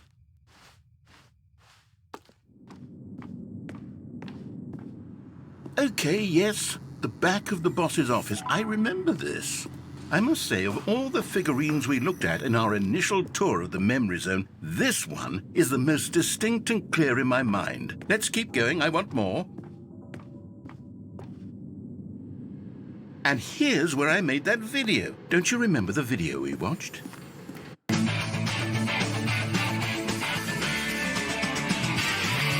Yes, I love that video.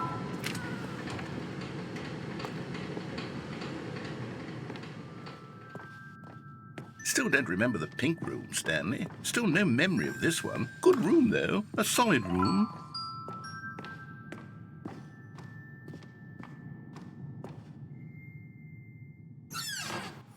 These really were a treat to hunt down. You know, if there had been any kind of reward for finding all of these, it really would have neutered the intrinsic joy of collecting them. I'm very glad we resisted the temptation. Next one.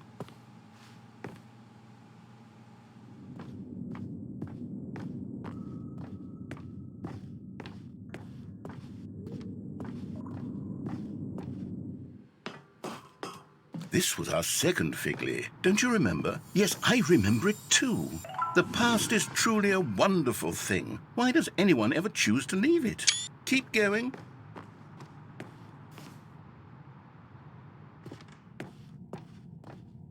This is it. The very first one we found in the exhibit where I introduced you to the figurines. Oh, I want more memories, Stanley. I want to keep going. What else is there? What came before this?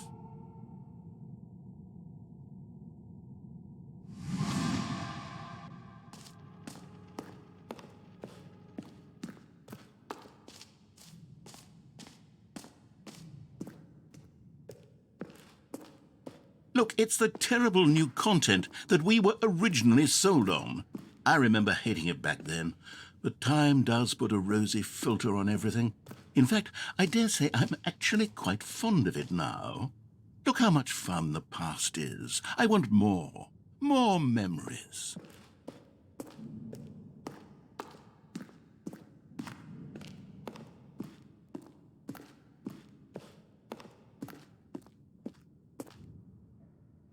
Oh, yes, the two doors. Who could have forgotten that? A classic memory, this one.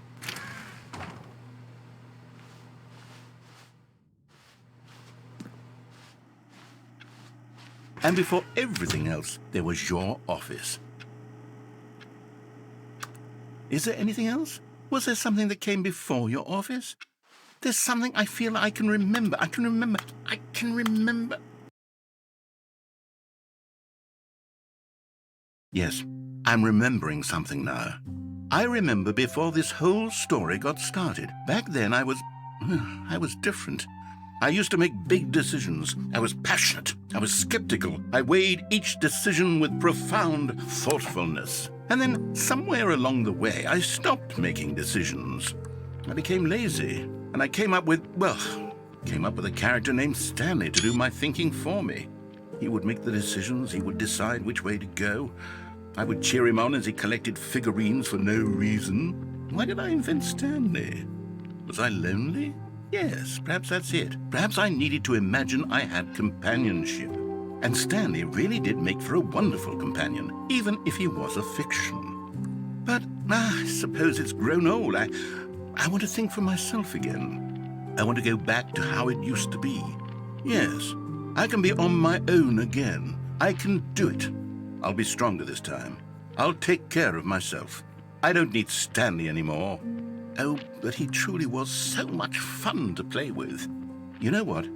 Since we're in the memory zone, how about one more good memory? Let's go back just once and give Stanley one more run of the office, and then I'll retire him for good.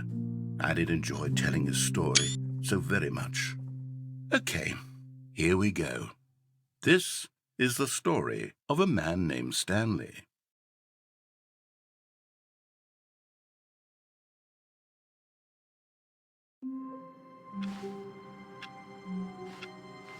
All of his co-workers were gone. What could it mean? Stanley decided to go to the meeting room. Perhaps he had simply missed a memo.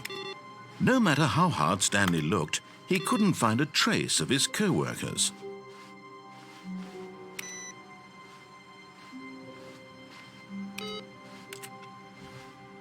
A good bucket, a strong bucket, a humble bucket, a committed bucket, a bucket of culture and distinction. Stanley clutched the bucket tightly to his chest and entered the door on his left.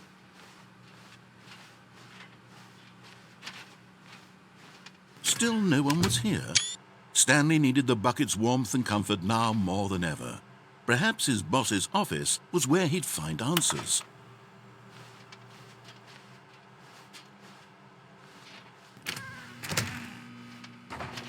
Stanley, we must move on from this broom closet, simply because I have no remaining stickers. If I did, you can guarantee we'd be in here for hours.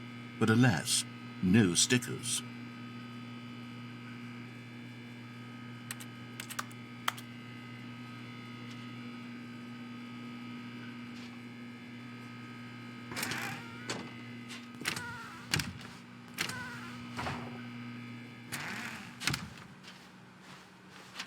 Coming to a staircase, Stanley and the bucket walked upstairs to the boss's office.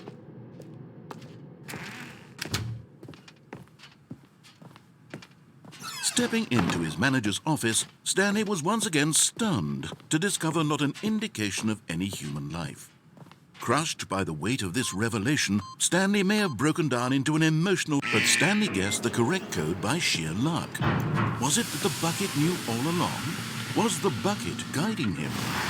Yes, this is certainly the most logical explanation.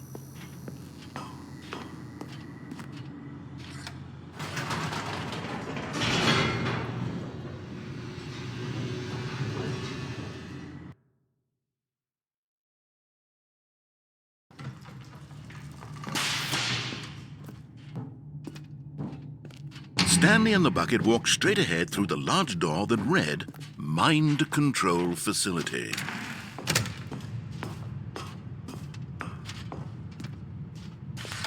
The lights rose on an enormous room packed with television screens.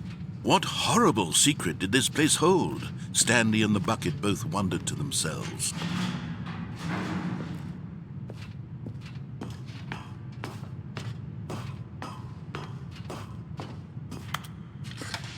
The monitors jumped to life, and Stanley nearly dropped the bucket in shock. Everyone in the office was being videotaped, monitored like guinea pigs. The bucket had never seen anything like this, and it very nearly burst into tears as Stanley cradled it gently, reassuring it that everything would be fine.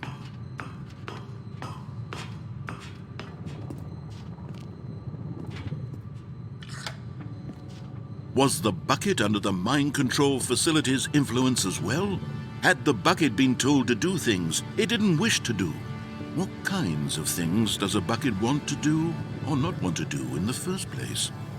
These questions raced furiously in Stanley's feeble mind.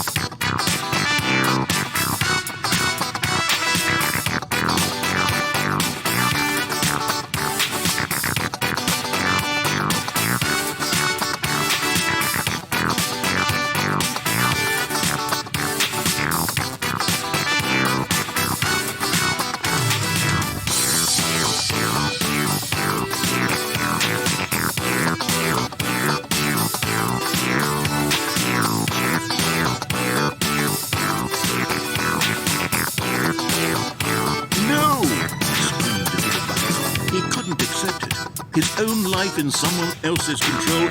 Never! He squeezed the bucket tighter, his one friend in the entire world. At this point, he could trust no one except for the bucket. But here was the proof. The heart of the operation. Controls labeled with emotions, happy or sad or content. Walking, eating, working, all of it monitored and commanded from this very place. And as the cold reality of his past began to sink in, Stanley decided that this machinery would never again exert its terrible power over another human life. For he and the bucket would dismantle the controls for good.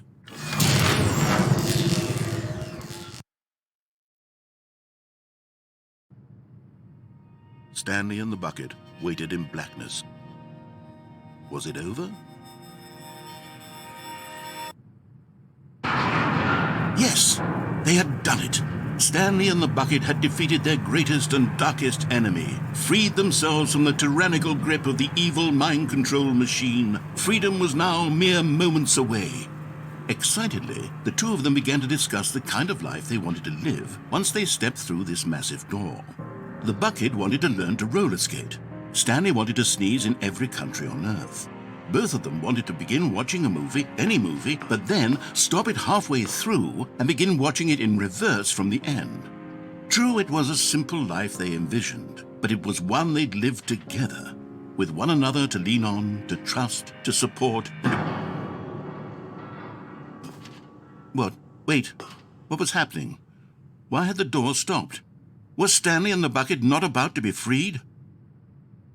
An unbearable silence filled the room, lingering in uncertainty, until finally the truth hit Stanley square in the face. This building did not want the bucket to leave. Even the facility itself recognized the incredible calming presence of the bucket, needed the soothing warmth of the bucket, would go to any lengths not to part with the bucket. No. Stanley can't leave this place, not while he has such a precious bucket in his arms.